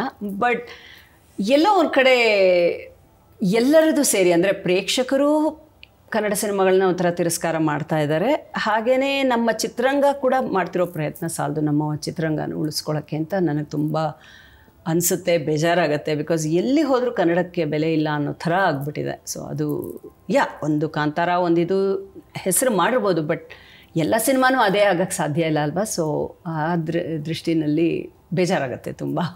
ನೀವು ಕನ್ನಡದೇ ಆಗಿರೋಂತಹ ಕಂಟೆಂಟ್ಗಳು OTTಯಲ್ಲಿ ಕಡಿಮೆ ಇದೆ ಅಂತ ಹೇಳಿದ್ರಿ. ನಿಮ್ಮ ಬೇಜಾರನ್ನು ನಾವು ಸರಿ ಮಾಡೋದಕ್ಕೆ ಅಂತಲೇ ಮಾಧ್ಯಮ ಅನೇಕ ಪ್ರೊಡಕ್ಷನ್ ಹೌಸ್ ಅನೇಕ ಪ್ಲಸ್ ಅನ್ನೋಂಥ ಒಂದು OTTಯನ್ನು ಲಾಂಚ್ ಮಾಡಿದ್ದೀವಿ. ಕನ್ನಡದ್ದೇ ಒರಿಜಿನಲ್ ಕಂಟೆಂಟ್ ಇದರಲ್ಲಿ ಸ್ಟ್ರೀಮ್ ಆಗುತ್ತೆ. ಇದು ಏನು ಎಂಟರ್ಟೈನ್ಮೆಂಟ್ ಇರ್ಬೋದು, ಇನ್ಫೋಟೈನ್ಮೆಂಟ್ ಇರಬಹುದು, ಮಾಧ್ಯಮ ಅನೇಕ ಕನ್ನಡದ ಒರಿಜಿನಲ್ ಕಂಟೆಂಟ್ ಅನ್ನು ಕೊಡುವಂತಹ ಪ್ರಯತ್ನನ ಮಾಡ್ತಾ ಇದೆ. ಚೆನ್ನಾಗಿ ಜಾಸ್ತಿ ಸಬ್ಸ್ಕ್ರೈಬರ್ಸ್ ಆಗಲಿ ನಮ್ಮ ಕನ್ನಡ. ಯಾಕೆಂದ್ರೆ ಯಾವಾಗಲೂ ಕನ್ನಡದ್ದು ಅದೊಂದೇ ನಮಗೆ ಬೇಜಾರಾಗೋದು. ಎಲ್ಲೋ ನಾವು ಯಾಕೆ ನಮ್ಮ ಕನ್ನಡ ಭಾಷೆ ಅಲ್ವಾ. ಸೊ ಬೇರೆದು ಬೇಕು ಬೇಡ ಅಂತ ನಾ ಹೇಳಲ್ಲ, ಆದರೆ ನಮ್ಮದು ಫಸ್ಟ್ ಅಲ್ವಾ, ಅದು ಆ ಪ್ರಯತ್ನ ಆಗ್ಲಿ ಖಂಡಿತ ಖುಷಿ ಆಗುತ್ತೆ. ಆ ಪ್ರಯತ್ನದಲ್ಲೇ ನಾವಿದ್ದೀವಿ ಮ್ಯಾಮ್. ನೀವೊಬ್ಬ ಮ್ಯಾರಥಾನರ್ ಕೂಡ ಹೌದು. ಫಿಟ್ನೆಸ್ ಬಗ್ಗೆಗೆ ನಿಮಗೆ ತುಂಬ ಆಸಕ್ತಿ ಇದೆ. ಕಲಾವಿದರಿಗೆ, ನಟರಿಗೆ ಫಿಟ್ನೆಸ್ ಅಂದರೆ ಎಷ್ಟು ಮುಖ್ಯ? ಅಂದರೆ ಸಾಮಾನ್ಯವಾದಂತಹ ಪ್ರಶ್ನೆ ಏನು ಅಂತ ಹೇಳಿದ್ರೆ, ಆ್ಯಕ್ಟರ್ ಆದರೆ ಫಿಟ್ನೆಸ್ ಅಂತ ಹೇಳಿದ್ರೆ 0 ಫಿಗರ್ ಮೇಂಟೈನ್ ಮಾಡೋದೆ ಫಿಟ್ನೆಸ್ ಅನ್ನೋಂಥ ಒಂದು ನಂಬಿಕೆ. ಹೌದು, ಆ ಒಂದು ತಪ್ಪು ಕಲ್ಪನೆಯಲ್ಲಿ ನಾವಿದ್ದೀವಿ. ಆದರೆ ಆ ಥರ 0 ಫಿಗರ್ ಮೇಂಟೈನ್ ಮಾಡೋದೇ ಫಿಟ್ನೆಸ್, ಅಥವಾ ಆರೋಗ್ಯದಿಂದ ಫಿಟ್ ಆಗಿ ಫೈನ್ ಆಗಿರೋಂಥ ನಮ್ಮನ್ನು ನಾವು ಪ್ರೊಜೆಕ್ಟ್ ಮಾಡ್ಕೊಳ್ಳೋದು ಫಿಟ್ ಅಂದ್ರೆ ನನ್ನ ಭಾವನೆಯಲ್ಲಿ ಹೆಲ್ದಿ ಆಗಿರೋದು. ಅಂದ್ರೆ ಕೆಲವರು ಎಷ್ಟೋ ದಪ್ಪ ಇರ್ಬೋದು, ಬಟ್ ಅವ್ರದ್ದು ಆ್ಯಕ್ಚುಲಿ ಹೆಲ್ದಿ ಆಗಿರ್ತಾರೆ. ಕೆಲವರು ಏನೋ ನೋಡೋಕ್ಕೆ ಫುಲ್ ಸ್ಲಿಮ್ ಆಗಿರ್ಬೋದು, ಬಟ್ ಸಾಕಷ್ಟು ಕೊಲೆಸ್ಟ್ರಾಲೇ ಜಾಸ್ತಿ ಇರ್ಬೋದು, ಇನ್ನೇನೋ ಜಾಸ್ತಿ ಇರ್ಬೋದು. ಸೊ ಫಿಟ್ನೆಸ್ ಅನ್ನೋದು ಬೇಸಿಕಲಿ ಆರೋಗ್ಯವಾಗಿರೋದು ಅಂತ ಅಷ್ಟೇ. ಅದರ ನಿಜವಾದ ಅರ್ಥ 0 ಫಿಗರ್ ಅಲ್ಲ. ಇದು ಫಿಟ್ನೆಸ್ ಜರ್ನಿ ನಂದೊಂಥರ ಇಂಟ್ರೆಸ್ಟಿಂಗ್ ಆಗಿ ಶುರುವಾಯಿತು. ಬಿಕಾಸ್ ನಾನು ಮುಂಚೆ ಅಂದರೆ ನಾರ್ಮಲಾಗಿ ಏನೋ ಒಂಚೂರು ವಾಕ್ ಮಾಡ್ತೇವೆ, ಬಟ್ ಅಷ್ಟೇನು ಸ್ಪೋರ್ಟ್ಸ್ ಯಾವತ್ತೂ ಸ್ವಲ್ಪ ನನಗೆ ದೂರ. ಹಾಗಾಗಿ ನಾನು ಯಾವತ್ತೂ ಅದ್ರ ಕಡೆ, ಇನ್ಫ್ಯಾಕ್ಟ್ ಇವತ್ತಿಗೂ ಸ್ಪೋರ್ಟ್ಸ್ ಪೇಜ್ ಮಾತ್ರ ನಾನು ಪೇಪರಲ್ಲಿ ಓದಲ್ಲ, ಆ ಕಡೆನೇ ಇಟ್ಟಿರ್ತೀನಿ, ಆ ಥರದವಳು ನಾನು. ಬಟ್ ನಾನು 2007 or 2008 ಅನಿಸುತ್ತೆ, ಆವಾಗ US ಅಲ್ಲಿ ಒಂದು ಬೂಟ್ ಕ್ಯಾಂಪ್ ಫಿಟ್ನೆಸ್ ಕ್ಲಾಸ್ ಅಂತ ತೊಗೊಂಡೆ ಲೋಕಲ್ ಕಮ್ಯುನಿಟಿ ಕಾಲೇಜಲ್ಲಿ. ಅಲ್ಲಿ ಎಲ್ಲ it was all about running. ಅಂದರೆ ವಾರ್ಮ್ ಅಪ್ಗೆ ಹೋಗಿ ಬನ್ನಿ 1 ರೌಂಡು ಅನ್ನೋರು, ಕೂಲ್ ಡೌನ್ಗೆ 1 ರೌಂಡ್ ಹೋಗಿ ಬನ್ನಿ ಅನ್ನೋರು. ನನಗೆ ಓಡೋ ಅಭ್ಯಾಸ ಇಲ್ಲ, ಇಲ್ಲಿಂದ ಅಷ್ಟು ದೂರ ಓಡಬೇಕಂದ್ರೂ ನನಗೇನೋ ಓಡೋಕ್ಕೆ ಆಗಲ್ಲ ಅನ್ನೋ ಒಂಥರ ಇದಿತ್ತು. ಸೊ ಆ ಕ್ಲಾಸ್ ಮಾಡಿದಾಗ ಖುಷಿ ಆಯಿತು. ಆ್ಯಂಡ್ ಒಂದಿನ 1 ಮೈಲಿ ಓಡೋಕ್ಕೆ ಹೇಳಿದ್ರು. ಸೊ ಅವತ್ತೇ ಮ್ಯಾರಥಾನ್ ಓಡ್ದ ಅನುಭವ. ಅಂದರೆ 1 ಮೈಲಿ ಓಡಬೇಕಾದ್ರೆ ನನ್ನ ಎಫರ್ಟ್ ಎಷ್ಟು ಹಾಕಬೇಕಾಯ್ತು. ಆ್ಯಂಡ್ ಕ್ಲಾಸಲ್ಲಿ ಸುಮಾರು ಜನ ಇದ್ದವರೆಲ್ಲ ಬಿಕಾಸ್ ಅಲ್ಲಿಯವ್ರಿಗೆ ಅದು ಒಂಥರ ಅಭ್ಯಾಸ ಆಗಿಬಿಟ್ಟಿರುತ್ತೆ. ಸೊ ಮುಗಿಸಿದವರು ಪಾಪ ನನ್ನ ಜೊತೆ ಬಂದು ನನ್ನ ಜೊತೆ ಓಡಿ ಮುಗಿಸಿದ್ರು ಇನ್ನೊಂದು ಸಲ. ಆ ಥರ ಎಲ್ಲ ಮಾಡಿದಾಗ ಒಂಥರ ಖುಷಿನೂ ಆಯಿತು. ಆ್ಯಂಡ್ ಇಷ್ಟು ಕಷ್ಟನಾ, I have to take this up ಅಂತ ಅನ್ನಿಸ್ತದೆ, ಆ ಚಾಲೆಂಜ್ನ ಒಂಥರ ಇದಾಗಿ. ಸೊ ಮನೆಗೆ ಹೋಗಿ ಗುರುಗೂ ಹೇಳಿದೆ. ಆಮೇಲೆ ಇಬ್ಬರು ಅಫ್ಕೋರ್ಸ್ ಗುರು ಮುಂಚೆ ಎಲ್ಲ ಓಡೋನು, ಬಟ್ ಆಮೇಲೆ ಏನೂ ಮಾಡಿರಲಿಲ್ಲ. ಬಿಕಾಸ್ ನಾವು ಸಾಮಾನ್ಯವಾಗಿ ಏನು ಆ್ಯಕ್ಟಿವಿಟೀಸ್ ಮಾಡಿದ್ರು ಒಟ್ಟಿಗೆ ಮಾಡ್ತಿದ್ವಿ. ಸೊ ಅವನು ರನ್ನಿಂಗ್ ಅಂತೇನೂ ಮಾಡಿರಲಿಲ್ಲ. ಇಬ್ಬರು ಒಂದು ರನ್ನಿಂಗ್ ಟ್ರೈನಿಂಗ್ ಗ್ರೂಪ್ ಸೇರಿಕೊಂಡು 3 ಮಂತ್ಸಲ್ಲಿ ನಮ್ಮ ಫಸ್ಟ್ ಹಾಫ್ ಮ್ಯಾರಥಾನ್ ಮಾಡಿದ್ವಿ. 13.1 ಮೈಲ್ಸ್, 21.1 ಕಿಲೋಮೀಟರ್. ಸೊ ಅವತ್ತು ಸಖತ್ ಖುಷಿ ಆಯಿತು. ಅಂದರೆ ಅವತ್ತು ಆ ಫಿನಿಶ್ ಲೈನ್ ಕ್ರಾಸ್ ಮಾಡಿದಾಗ ಒಂಥರ ಅದು ಹೇಳ್ಕೊಳಕ್ಕಲ್ಲ ಅಂಥ ಒಂದು ಖುಷಿ. ಓಕೆ ನನಗೂ ಮಾಡೋಕ್ಕೆ ಸಾಧ್ಯ. ಸೊ ಅವತ್ತಿಂದ ನಾನು ಎಲ್ರಿಗೂ ಅದು ಹೇಳ್ತೀನಿ, ನಂಗೆ ಓಡೋಕ್ಕಾಗಲ್ಲಪ್ಪ ಅಂದರೆ ಹೇಳ್ತೀನಿ, ನಾನು ಓಡಿದೆ ಹಿಂಗೆ ಅಷ್ಟೇ. ಟ್ರೈನಿಂಗ್ ಈಸ್ ಇಂಪಾರ್ಟೆಂಟ್ ಅಂತ. ಸೊ ಅಲ್ಲಿಂದ ಶುರುವಾಯಿತು. ಇನ್ಫ್ಯಾಕ್ಟ್ ಆ ಟೈಮಲ್ಲೇ ನಮ್ಮ ಅಮ್ಮನ ಫಿಟ್ನೆಸ್ ಜರ್ನಿನೂ ಶುರುವಾಯಿತು. ಅದನ್ನು ಇಲ್ಲಿ ನಾನು ಮೆನ್ಷನ್ ಮಾಡೋಕ್ಕೆ ಇಷ್ಟಪಡ್ತೀನಿ. ಶೀ 78 ಇವಾಗ. ಬಟ್ ಅವರು ಆ ಟೈಮಲ್ಲಿ US ಬಂದರು. ಸೊ ಅವರು ನಾನು ಮಾಡ್ತೀನಿ ಅಂದರು. ಸೊ ನಮ್ಮ ಅಮ್ಮನ ಏನು ಮಾಡಿದ್ವಿ, ಒಂದಿನ ಒಂದು ಲೇಕ್ ಸುತ್ತಲೂ 2 ಮೈಲ್ ಲೇಕ್ ಅದು ಲೂಪು. ಸೊ ಒಂದು 6 ಸಲ ಮಾಡು ಅಂದರೆ 12 ಮೈಲಿ ಆಗುತ್ತೆ. ಆಮೇಲೆ ನೋಡೋಣ ಸೈನ್ ಅಪ್ ಮಾಡ್ತೀವಿ ಅಂತ. ಪಾಪ ಅವ್ರು 6 ರೌಂಡ್ ಹೊಡೆದ್ರು, 12 ಮೈಲ್ಸ್ ಆಯಿತು. ಸೊ ಆಮೇಲೆ ಅವ್ರಿಗೂ ಸೈನ್ ಅಪ್ ಮಾಡಿ ಫಸ್ಟ್ ಟೈಮ್ ಅವರು ಅಲ್ಲಿ ಹಾಫ್ ಮ್ಯಾರಥಾನ್ ಮಾಡಿ she came second in Har age category. ಅಲ್ಲಿ ಅವ್ರ ಜೊತೆ ಕಂಪೀಟ್ ಮಾಡಿ ಸೆಕೆಂಡ್ ಪ್ಲೇಸ್ ಬಂದಿತ್ತು ಅವ್ರಿಗೆ. ಗ್ರೇಟ್ ಅಲ್ಲ. ಅವತ್ತಿಂದ ಅವ್ರಿಗೂ ಒಂಥರ ಹುಚ್ಚು ಹತ್ಕೊಂಡ್ಬಿಟ್ಟಿದೆ ಇದ್ರದ್ದು, ಮಾಡಬೇಕು, ಹಾಫ್ ಮ್ಯಾರಥಾನ್ ಮಾಡಬೇಕು ಅಂತ. ನಮಗೂ ಆ ಟೈಮಲ್ಲೇ ಒಂಥರ ಇದು ಒಂಥರ ಹುಚ್ಚು, ಬಟ್ ಒಳ್ಳೆ ಹುಚ್ಚು ಅಷ್ಟೇ ಇದು, ಯಾಕೆಂದರೆ ಹೆಲ್ತ್ಗೆ ಇದಾಗತ್ತೆ. ಆ್ಯಂಡ್ ಸುಮಾರು ಈ ಮ್ಯಾರಥಾನ್ಸ್ ಇದೆಲ್ಲ part of the money goes to some charity. So ನಮ್ಗೇನಂದರೆ ಸ್ವಾಮಿ ಕಾರ್ಯ ಸ್ವಕಾರ್ಯ ಅನ್ನೋ ಹಾಗೆ. ಸೊ ಒಳ್ಳೆ ಕೆಲಸನೂ ಆಗ್ತಿದೆ, ಪ್ಲಸ್ ನಮಗೂ ಹೆಲ್ತ್ ದೃಷ್ಟಿಯಿಂದ ಒಳ್ಳೆಯದು ಅಂತ. ಆ್ಯಂಡ್ ಫಿಟ್ನೆಸ್ ತುಂಬ ಮುಖ್ಯ. ಯಾಕೆ ಅಂದರೆ ಹೆಲ್ದಿಯಾಗಿದ್ದಷ್ಟು, ಐ ಮೀನ್ ಮುಂಚೆಯಿಂದನೂ ಹೇಳಿದ್ದಾರೆ, ಎಲ್ರಿಗೂ ಗೊತ್ತಿರೋ ಆರೋಗ್ಯವೇ ಭಾಗ್ಯ ಅಂತ. ಸೊ ಅದು ಫಸ್ಟ್ ಬೇಕಾಗಿರೋದು ನಮಗೆ. ಯಾವುದೋ ಫ್ಯಾಟ್ ಡಯೆಟ್ಸು ಅದು ಯಾವುದ್ರಲ್ಲೂ ನನಗೆ ನಂಬಿಕೆ ಇಲ್ಲ. ಹೆಲ್ದಿಯಾಗಿ ತಿನ್ನಬೇಕು. ಪೋರ್ಷನ್ ಕಂಟ್ರೋಲ್ ತುಂಬ ಮುಖ್ಯ ಅಷ್ಟೇ. ಏನು ಬೇಕಾದ್ರೂ ತಿನ್ನಿ, ಬಟ್ ಪೋರ್ಷನ್ ಕಂಟ್ರೋಲ್ ಅದಂತೂ ತುಂಬ ಮುಖ್ಯ ಆಗುತ್ತೆ. ಅದಾದರೆ ಮಾಡ್ಕೋಬೋದು. ಸ್ವಲ್ಪ ಅದೇ ಕಷ್ಟ ಆಗಿರೋದು. ಬುಫೆ ಗಿಫೆ ಅಂತೆಲ್ಲ ಹೋಗ್ಬಿಟ್ರೆ ಚೆನ್ನಾಗಿ ತಿನ್ಬಿಡ್ತೀವಿ, ಅದೇ ಕಷ್ಟ. ಬಟ್ ಅದು ಮುಖ್ಯ, ಪೋರ್ಷನ್ ಕಂಟ್ರೋಲ್. ಸೊ ನಾನು ಯಾವತ್ತೂ ಡಯೆಟ್ ಅಂತ ಮಾಡಲ್ಲ, ಹೆಲ್ದಿ ಫುಡ್ ಅಂತ ಹೇಳ್ತೀನಿ. ಅದು ಮಾಡಿಕೊಂಡು regular exercise and weight training specially ಎಲ್ರಿಗೂ ಬೇಕಾಗಿರೋವಂಥದ್ದು. ಆ್ಯಂಡ್ ಹೆಂಗಸರಿಗೆ ಜಾಸ್ತಿ ಬೇಕು. ಸೊ ಸ್ಟ್ರೆಂತ್ ಟ್ರೈನಿಂಗು, ವೆಯ್ಟ್ಸು ಇದು ಮಾಡೋದು ಸಖತ್ ಇಂಪಾರ್ಟೆಂಟು. ಸೊ ಅದನ್ನೆಲ್ಲ ಫೋಕಸ್ ಮಾಡ್ತೀನಿ ನಾನು. ನಂಗೆ ಅದೊಂಥರ ಇವಾಗ ಪಾರ್ಟ್ ಆಫ್ ಮೈ ಲೈಫ್ ಮಾಡಬೇಕು ಅನ್ನೋದು. ವೆಯ್ಟ್ಸ್ ನಮಗೆಲ್ಲ ಫಿಟ್ನೆಸ್ ಅಡ್ವೈಸ್ ಕೊಡೋದಾದರೆ ಒಂದು 2-3 ಪಾಯಿಂಟ್ಸಲ್ಲಿ ಕೊಡೋದಾದರೆ ಏನು ಹೇಳ್ತೀರಾ? ಚೆನ್ನಾಗಿ ಹೆಲ್ದಿಯಾಗಿ ತಿನ್ನಿ, ಚೆನ್ನಾಗಿ ತರಕಾರಿ ತಿನ್ನಿ, ಆಮೇಲೆ ಆ್ಯಕ್ಟಿವ್ ಆಗಿರಿ. ಬರೀ ಬೆಳಗ್ಗೆ ಹೋದೆ, 1 ರೌಂಡ್ ಎಲ್ಲ ಎಕ್ಸರ್ಸೈಸ್ ಮಾಡಿ ಬಂದೆ, ಆಮೇಲೆ ನಾನು ಇಡೀ ದಿನ ಕೂತಿರ್ತೀನಿ ಅಂದರೂ ಅದು ಒಳ್ಳೇದಲ್ಲ. ನನಗೆ ಒಂದು ಅರ್ಧ ಗಂಟೆ ಕೂತಿದ್ರೆ 5 ನಿಮಿಷ ಎಲ್ಲೋ ಸುಮ್ಮನೆ ಒಂಥರ ಎದ್ದು ಹೋಗಿ ಬರ್ಬೇಕಿಲ್ಲ ಅಂದರೆ ನನಗೆ ಕೂರೋಕ್ಕಾಗೋದೇ ಇಲ್ಲ ಆ ಥರ. ಸೊ ಗಂಟೆಗಟ್ಟಲೆ ಒಂದೇ ಕಡೆ ಕೂತಿರಬಾರ್ದು. ಅಟ್ಲೀಸ್ಟ್ 1 ಅವರ್ ಕೂತ್ರು, ಒಂದು 5 ನಿಮಿಷ ನೀವು 1 ರೌಂಡ್ ಬಂದು ಮತ್ತೆ ಕೂತ್ರು ಪರವಾಗಿಲ್ಲ. ಬಟ್ ಆ ಥರ ಆ್ಯಕ್ಟಿವ್ ಆಗಿರಬೇಕು. ಇಲ್ಲೇ ರೋಡ್ ತುದಿಲಿ ಒಂದು ಅಂಗಡಿ ಇದೆ ಅನ್ನೋಕ್ಕೂ 2 ವೀಲರ್ ತೊಗೊಂಡು ಹೋಗಬಾರ್ದು. ಎಲ್ಲೆಲ್ಲಿ ನಡೆಯೋಕ್ಕೆ ಸಾಧ್ಯನೋ ನಡಿಬೇಕು. ಸೊ ಬರೀ ಎಕ್ಸರ್ಸೈಸ್ ಅಂತಲ್ಲ, ಈ ಥರ ಆ್ಯಕ್ಟಿವ್ ಆಗಿದ್ದಷ್ಟು ನಾವು ನಮ್ಮ ದೇಹನ ಹೇಗೆ ನೋಡ್ಕೋತೀವೋ ಆ ದೇಹ ನಮ್ಮನ್ನು ಅಷ್ಟೇ ಇದಾಗಿ ನೋಡ್ಕೊಳ್ಳುತ್ತೆ ಅಷ್ಟೇ. ಇನ್ ಲಾಂಗ್ ಟರ್ಮ್ ಅದು ಹೆಲ್ಪ್ ಆಗುತ್ತೆ. ಸೊ ಆ್ಯಂಡ್ ಸ್ಟ್ರೆಂತ್ ಟ್ರೈನಿಂಗು ಎಲ್ಲರಿಗೂ ಬೇಕಾಗೋದು. ವೆಯ್ಟ್ ಟ್ರೈನಿಂಗು, ಬಾಡಿ ವೆಯ್ಟ್ ಇರ್ಬೋದು ಅಥವಾ ಡಂಬಲ್ಸ್ ಇಟ್ಕೋಬೋದು, ಏನಾರು ಆಗಲಿ. ಬಟ್ ಸ್ಟ್ರೆಂತ್ ಟ್ರೈನಿಂಗ್ ತುಂಬ ಮುಖ್ಯ. ಯಾಕೆ ನಮ್ಮ ಮಸಲ್ಸು ಇದು ಸ್ಟ್ರಾಂಗ್ ಆಗಿದ್ದಷ್ಟು ನಾವು ಹೆಲ್ದಿಯಾಗಿರ್ತೀವಿ. ಸೊ ಅಷ್ಟೇ ಹೇಳೋಕ್ಕೆ ಇಷ್ಟಪಡಿದೆ. ಆ್ಯಂಡ್ ಖುಷಿಯಾಗಿರ್ಬೇಕಷ್ಟೇ. ನಂಗೆ ವಯಸ್ಸಾಗೋಯ್ತು, ಮಾಡೋಕ್ಕಾಗಲ್ಲ. ಎಷ್ಟೋ ಜನ ಹೇಳ್ತಾರೆ. ಈಗ ನಮ್ಮಮ್ಮನೇ ರೀಸೆಂಟಾಗಿ ಸ್ಕೈ ಡೈವಿಂಗ್ ಕೂಡ ಮಾಡಿದ್ರು. ನಾನು, ನಮ್ಮಮ್ಮ, ನಮ್ಮ ಅಣ್ಣನ ಮಗಳು 3 ಜನ 3 ಜನರೇಷನ್ಸ್ ಸ್ಕೈ ಡೈವಿಂಗ್ ಮಾಡಿದ್ವಿ. ಸೊ ಆಗಲ್ಲ ಅಂತ ಅಂದ್ಕೊಂಡ್ಬಿಟ್ರೆ ಯಾವುದೂ ಆಗಲ್ಲ. ಸೊ ಫಸ್ಟ್ ನಮ್ಗಾಗತ್ತೆ, ನಾವು ಹೆಲ್ದಿಯಾಗಿರಬೇಕು, ಹಿಂಗಿರಬೇಕು, ಫಿಟ್ ಆಗಿರಬೇಕು, ಆ್ಯಕ್ಟಿವ್ ಆಗಿರಬೇಕು ಅಂತ ಅಂದ್ಕೊಂಡ್ರೆ ಎಲ್ಲ ಆಗುತ್ತೆ.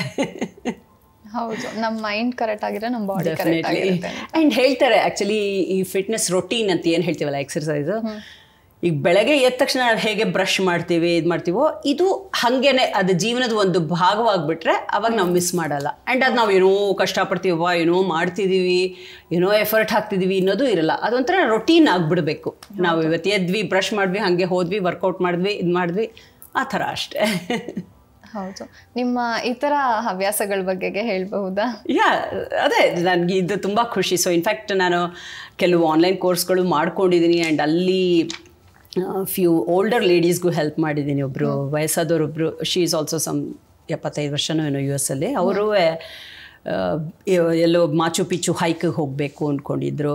ಸೊ ಅವರು ಬಂದು ಸ್ವಲ್ಪ ದಿನ ನನ್ನ ಹತ್ರ ಟ್ರೈನ್ ಮಾಡ್ಕೊಂಡು, ನಾನು ನನ್ನ ಹಸ್ಬೆಂಡ್ ಇಬ್ಬರು ಮಾಚು ಪಿಚ್ಚು ಹೈಕೆಲ್ಲ ಮಾಡಿದ್ದೀವಿ. ಸೊ ಬಂದು ಸ್ವಲ್ಪ ಟ್ರೈನಿಂಗ್ ತೊಗೊಂಡು ಹೋದರು. ಆವಾಗ ಖುಷಿಯಾಗತ್ತೆ. ಅಂದರೆ ಏನೋ ಒಂದು ನನ್ನ ಕೈಲಾದಷ್ಟು ಏನೋ ಒಂದು ಇದು ಮಾಡ್ತಾಯಿದ್ದೀನಿ ಅಂತ ಹೆಲ್ಪ್ ಮಾಡಬೇಕು ಅಂತ. ಅದರಲ್ಲಿ ಆಸಕ್ತಿ ಇನ್ನೂ ತುಂಬ ಇದೆ, ಮಾಡಬೇಕು. ಹಾಗೆ ಕುಕಿಂಗ್ ತುಂಬ ಇಷ್ಟ. ಡಿಫ್ರೆಂಟ್ ಇದು ಮಾಡೋಕ್ಕೆ ನನಗೇನೋ ಒಂಥರ ಖುಷಿ ಕೊಡುತ್ತೆ. ಅಡುಗೆ ಇದೆಲ್ಲ ಮಾಡೋದು, ಏನೋ ಟ್ರೈ ಮಾಡ್ತಾ ಇರೋದು ಎಲ್ಲ. ಸೊ ಈ ವಿಷಯದಲ್ಲೂ ಅಷ್ಟೇ ನಾವು ಕುಕಿಂಗ್ ಡೆಮೋಸ್ ಎಲ್ಲ ಮಾಡಿದ್ದೀವಿ US ಅಲ್ಲಿ. ಇದು ಅಲ್ಲಿಯವ್ರನ್ನ ಕರೆದು ಒಂದು 5 course ಮೀಲ್ ಮಾಡೋದು. ಬರೀ ಅಡುಗೆ ಇದು ಮಾಡೋದಷ್ಟೇ ಅಲ್ಲ, ಅವ್ರ ಎದುರಿಗೆ ಮಾಡಿ ನಮ್ಮ ಸ್ಪೈಸಸ್ ಎಲ್ಲ ಅವ್ರಿಗೆ ಎಕ್ಸ್ಪ್ಲೈನ್ ಮಾಡಿ ಅವ್ರಿಗೆ ತೋರಿಸ್ಕೊಟ್ಟು, ನಮ್ಮ ಸಾಂಬಾರು ಡಬ್ಬಿ ಇರತ್ತಲ್ಲ ಅದನ್ನು ತೆಗೆದು ಈ ಜೀರಿಗೆ ಈ ಸಾಸಿವೆ ಅದು ಏನು, ಅದ್ರ ಬೆನಿಫಿಟ್ಸ್ ಏನು, ಇದನ್ನೆಲ್ಲ ಅವ್ರಿಗೆ ಎಕ್ಸ್ಪ್ಲೈನ್ ಮಾಡೋದು. ಆ್ಯಂಡ್ ಅಡುಗೆ ಮಾಡೋ ರೀತಿ ಅದೆಲ್ಲ ಹೇಳ್ಕೊಟ್ಟು ತುಂಬ ಖುಷಿಯಾಗಿ ಬಿಡುತ್ತೆ ಅವ್ರಿಗೆ.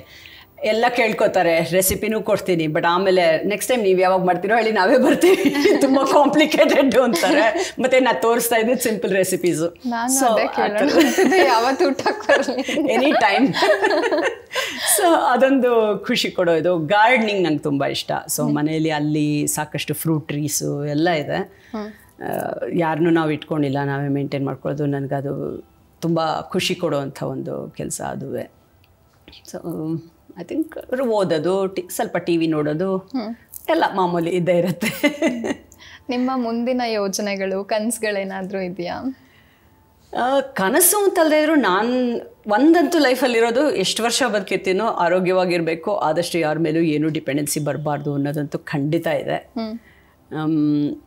ಅದು ಬಿಟ್ಟರೆ ಲೈಫ್ನ ಹೇಗೆ ಬರುತ್ತೋ ಹಾಗೆ ತೊಗೊಳ್ಳೋ ಆ್ಯಟಿಟ್ಯೂಡ್ ನೋಡಿ ನಾನು. So take life as it comes ಅಂತ ಅಷ್ಟೇ. ತುಂಬ ಆಸೆಗಳಿಟ್ಕೊಂಡು ಆ ಥರದ್ದೆಲ್ಲ ಇಲ್ಲ. ಆ್ಯಂಡ್ ನಂದು ಆ ಥರ ಸಿಂಪಲ್ ಲಿವಿಂಗ್. ನನಗೆ ಅತೀ ಆಸೆಗಳು ಇಲ್ಲ, ಒಂಥರ ವೆರಿ ಸಿಂಪಲ್ ಲಿವಿಂಗ್. ಇನ್ಫ್ಯಾಕ್ಟ್ ಅದಕ್ಕೆ ರಿಲೇಟೆಡಾಗಿ ಹೇಳ್ಬೇಕಾದ್ರೂ ಜನ ಮಾತಾಡಿಸಾಗಲೂ ಆಶ್ಚರ್ಯಪಡ್ತಾರೆ. ಎಷ್ಟೋ ಜನಕ್ಕೆ ನಾನು ಹೌದಾ ಅಲ್ವಾ ಅಂತಲೂ ಅನುಮಾನ ಬಂದ್ಬಿಡತ್ತೆ. ಅಂದರೆ ಅಲ್ಲೇ ಮನೆ ಪಕ್ಕ ಅಂಗಡಿಗೂ ಹೋಗ್ತೀನಿ, ಇಲ್ಲಿಗೆ ಇದ್ರ ಬೆಂಗಳೂರಲ್ಲೂ ಏನೋ ಸಾಮಾನು ತರ್ತೀನಿ. ಸೊ ಜನಕ್ಕೆ ನೋಡಿದಾಗ ಕೆಲವು ಸಲ ಅನುಮಾನ ಬರುತ್ತೆ, ಇವರೇನಾ ಅಂತ. ಕೆಲವ್ರು ಮಾತಾಡ್ಸೋಕ್ಕೆ ಹೆದರ್ಕೋತಾರೆ, ಅಂದರೆ ಮಾತಾಡಿಸ್ತಾರೋ ಇಲ್ವೋ ಅಂತ. ಬಟ್ ನಾನು ಹೇಳ್ತೀನಿ, ಇದು ಬೇರೆ ಕೆಲಸ ಥರನೇ ಇದು ಒಂದು ಕೆಲಸ ಅಷ್ಟೇ, ನೀವೇನು ನಾವೇನು ಎಲ್ಲ ಒಂದೇನೆ ಅಂತ. ಸೊ ನನಗೆ ಸಿಂಪಲ್ ಲಿವಿಂಗ್ ಇಷ್ಟ. ಅಲ್ಲೂ ಅಷ್ಟೇ ಇಲ್ಲೂ ಅಷ್ಟೇ, ವೆರಿ ಸಿಂಪಲ್ ಲಿವಿಂಗ್. ಅದು ಖುಷಿಯಾಗಿರುತ್ತೆ ಆ್ಯಕ್ಚುಲಿ. ಸುಮ್ಮನೆ ಲೈಫ್ನ ಕಾಂಪ್ಲಿಕೇಟ್ ಮಾಡ್ಕೋತಾ ಹೋದಷ್ಟು ಈಸಿ ಆಗಲ್ಲ. ಸೊ ಅದಿದೆ ಅಷ್ಟೇ. ಹೆಲ್ದಿಯಾಗಿ ಎಷ್ಟು ವರ್ಷ ಸಾಧ್ಯನೋ ಅಷ್ಟು ವರ್ಷನೂ ಆ್ಯಕ್ಟಿವ್ ಆಗಿ ಇರಬೇಕು. ಆದಾಗ ಒಳ್ಳೆ ಕೆಲಸ ಮಾಡಬೇಕು, ಕೆಟ್ಟ ಕೆಲಸ ಅಂತೂ ಮಾಡಬಾರ್ದು. ಕೈಯಲ್ಲಾದಷ್ಟು ಒಳ್ಳೆ ಕೆಲಸ, ಬೇರೆಯವ್ರಿಗೆ ಏನು ಹೆಲ್ಪ್ ಮಾಡೋಕ್ಕೆ ಸಾಧ್ಯನೋ ಮಾಡೋದು. ಮುಂದೆನೂ ಅಷ್ಟೇ ಬಾಡಿ ಡೊನೇಟ್ ಮಾಡಬೇಕು, ಆರ್ಗನ್ ಡೊನೇಟ್ ಮಾಡಬೇಕು. ಇದೆಲ್ಲ ಆಲ್ರೆಡಿ ನನ್ನ ಲೈಸೆನ್ಸಲ್ಲಂತೂ ಬಾಡಿ ಡೋನರ್ ಅಂತ ಆಲ್ರೆಡಿ ಅಲ್ಲಿ US ಅಲ್ಲಿ ಅದೊಂದು ಆಪ್ಷನ್ ಇದೆ. ಸೊ ಮುಂಚೆನೇ ಇದು ಮಾಡಿರ್ಬೋದು. ಲೈಸೆನ್ಸಲ್ಲೇ ಒಂದು ಪಿಂಕ್ ಡಾಟ್ ಇರುತ್ತೆ, ವಿಚ್ ಮೀನ್ಸ್ ಡೋನರ್ ಅಂತ. ಸೊ ಆ ಥರದ್ದೆಲ್ಲ ಖಂಡಿತ ಈಗಾಗಲೇ ಅದೆಲ್ಲ ರೆಡಿ ಆಗಿಬಿಟ್ಟಿದೆ. ಯಾವತ್ತಿರ್ಬೋದು, ಬಟ್ ಈ ಥರದ್ದೆಲ್ಲ ಯೋಚನೆಗಳಂತೂ ಖಂಡಿತ ಇದೆ. ಅಷ್ಟೇ ಬಿಟ್ಟರೆ ಇನ್ನೇನು. ಸಂತೋಷಕರ ಜೀವನಕ್ಕೆ ಸರಳ ಸೂತ್ರಗಳು ಅಷ್ಟೇ. ಸರಳ ಜೀವನನೇ ಸರಳ ಸೂತ್ರ ಆ್ಯಕ್ಚುಲಿ. ಯಾಕೆಂದ್ರೆ ಇಲ್ಲಾಂದರೆ ಲೈಫ್ ತುಂಬ ಕಾಂಪ್ಲಿಕೇಟ್ ಆಗ್ತಾ ಹೋಗುತ್ತೆ. ಅದು ಬೇಕು, ಇದು ಬೇಕು, ಹಿಂಗಿರ್ಬೇಕು, ಹಂಗಿರಬೇಕು ಅನ್ಕೋತ ಹೋದರೆ ಇಟ್ಸ್ ವೆರಿ ಕಾಂಪ್ಲಿಕೇಟೆಡ್. ನಿಮ್ಮ ಜೊತೆ ಮಾತಾಡ್ತಾ ಹೇಗನ್ನಿಸ್ತು ಅಂದರೆ, ಇನ್ನು ಒಂದು ಹಾಡಿದೆಯಲ್ಲ, ಬೆಳದಿಂಗಳೊಂದು ಹೆಣ್ಣಾಗಿ ಬಂದು ನಿಂತಂತಿದೆ ಅಂತ. ಬೆಳದಿಂಗಳು ನಿಲ್ಲೋದ್ರ ಜೊತೆಗೆ ಅಂದರೆ ನೀವು ಹೊರಗಿಂದ ಮಾತ್ರ ಸುಂದರವಾಗಿಲ್ಲ, ಒಳಗಿಂದ ನಿಮ್ಮ ಆಂತರ್ಯನೂ ಎಷ್ಟು ಸುಂದರವಾಗಿದೆ. ಅಂದರೆ ಆ ನಗು, ಆ ಮಾತುಕತೆಯಲ್ಲೂ ಒಂದು ಲೈವ್ಲಿನೆಸ್ ಇತ್ತು. ಇಡೀ ನಮ್ಮ ತಂಡಕ್ಕೆ ಇಷ್ಟೊತ್ತು ತುಂಬ ಸಂತೋಷವಾಗಿರುವಂಥ ಮಾತುಕತೆಯ ಹೊತ್ತು ಅಂತ ಹೇಳಬಹುದು. ನಮ್ಮ ಕರೆಗೆ ಹೋಗೊಟ್ಟು ಮಾಧ್ಯಮ ಅನೇಕ ಬಿಚ್ಚಿಟ ಬುತ್ತಿ ಕಾರ್ಯಕ್ರಮಕ್ಕೆ ನೀವು ಆಗಮಿಸಿದ್ದೀರಾ. ಇಡೀ ತಂಡದ ಪರವಾಗಿ, ನಮ್ಮೆಲ್ಲರ ಪರವಾಗಿ ನಿಮಗೆ ಧನ್ಯವಾದಗಳು. ನನಗೂ ಅಷ್ಟೇ ತುಂಬ ಖುಷಿ ಆಯಿತು. ಈ ಥರ ಒಂಥರ ಮುಕ್ತವಾಗಿ ಈಸಿ ಗೋಯಿಂಗ್ ಇಂಟರ್ವ್ಯೂ ಅಂತ ಏನು ಹೇಳ್ತೀವಲ್ಲ ಹಾಗೆ. ಆ್ಯಂಡ್ ಮಾಧ್ಯಮ ಅನೇಕ, ಅದು OTTದು ನೀವು ಹೇಳ್ತಿದ್ರಿ ಹಾಗೆ, ಕನ್ನಡಕ್ಕೆ ಸಾಕಷ್ಟು ಮಾಧ್ಯಮ ಅನೇಕದಿಂದ ಸಾಕಷ್ಟು ಒಳ್ಳೆ ಕೆಲಸಗಳಾಗಲಿ. ಕನ್ನಡದ ಫಸ್ಟ್ ನಮ್ಮ ಬೇರೆ ಭಾಷೆಗಳು ಉಳಿಬೇಕು, ಬಟ್ ಫಸ್ಟ್ ನಮ್ಮ ಕನ್ನಡಕ್ಕೆ ಆದ್ಯತೆ ಇರಬೇಕು. ಅದರಿಂದ ಆ ನಿಟ್ಟಿನಲ್ಲಿ ನೀವು ಮಾಡ್ತಾ ಇದ್ದೀರ ಕೆಲಸ. ಸೊ ಒಳ್ಳೆಯದಾಗಲಿ ಖಂಡಿತ. ಜಾಸ್ತಿ ಸಬ್ಸ್ಕ್ರೈಬರ್ಸ್ ಇರಲಿ, ಎಲ್ಲರ ಬಾಯಲ್ಲೂ ಮಾಧ್ಯಮ ಅನೇಕನೇ ಇರಲಿ ಅಂತ ನಾನು ಆಶಿಸ್ತೀನಿ. And thank you. ಇಲ್ಲಿ ನನ್ನ ಕರೆದು ಇಷ್ಟೊತ್ತು ಸ್ವಲ್ಪ ನನ್ನ ಭಾವನೆಗಳನ್ನ, ಅದರಲ್ಲಿ ಯಾರಿಗೇನು ಎಷ್ಟು ಇದಾಗಿರುತ್ತೋ ಗೊತ್ತಿರೋ, ಬಟ್ ಎಲ್ಲೋ ಒಂದು ಕಡೆ ಏನೋ ಒಂಚೂರು ಮೋಟಿವೇಟ್ ಆದರೂ ಅದು ನನಗೆ ಖುಷಿ ಆಗುತ್ತೆ. ಬಟ್ ನನಗಂತೂ ಖುಷಿ ಆಯಿತು, ನನ್ನ ಮನಸ್ಸಿನಲ್ಲಿದ್ದನ್ನೆಲ್ಲ ಹಂಚ್ಕೊಳ್ಳೋಕೆ ಅವಕಾಶ ಮಾಡಿಕೊಟ್ಟಿದ್ದಕ್ಕೆ. ನಮಗೂ ಬಹಳ ಖುಷಿ ಆಯಿತು ನಿಮ್ಮ ಜೊತೆ ಇಷ್ಟೊತ್ತು ಸಮಯ ಕಳೆದಿದ್ದು. ಧನ್ಯವಾದ ma'am. Thank you so much. Thank you.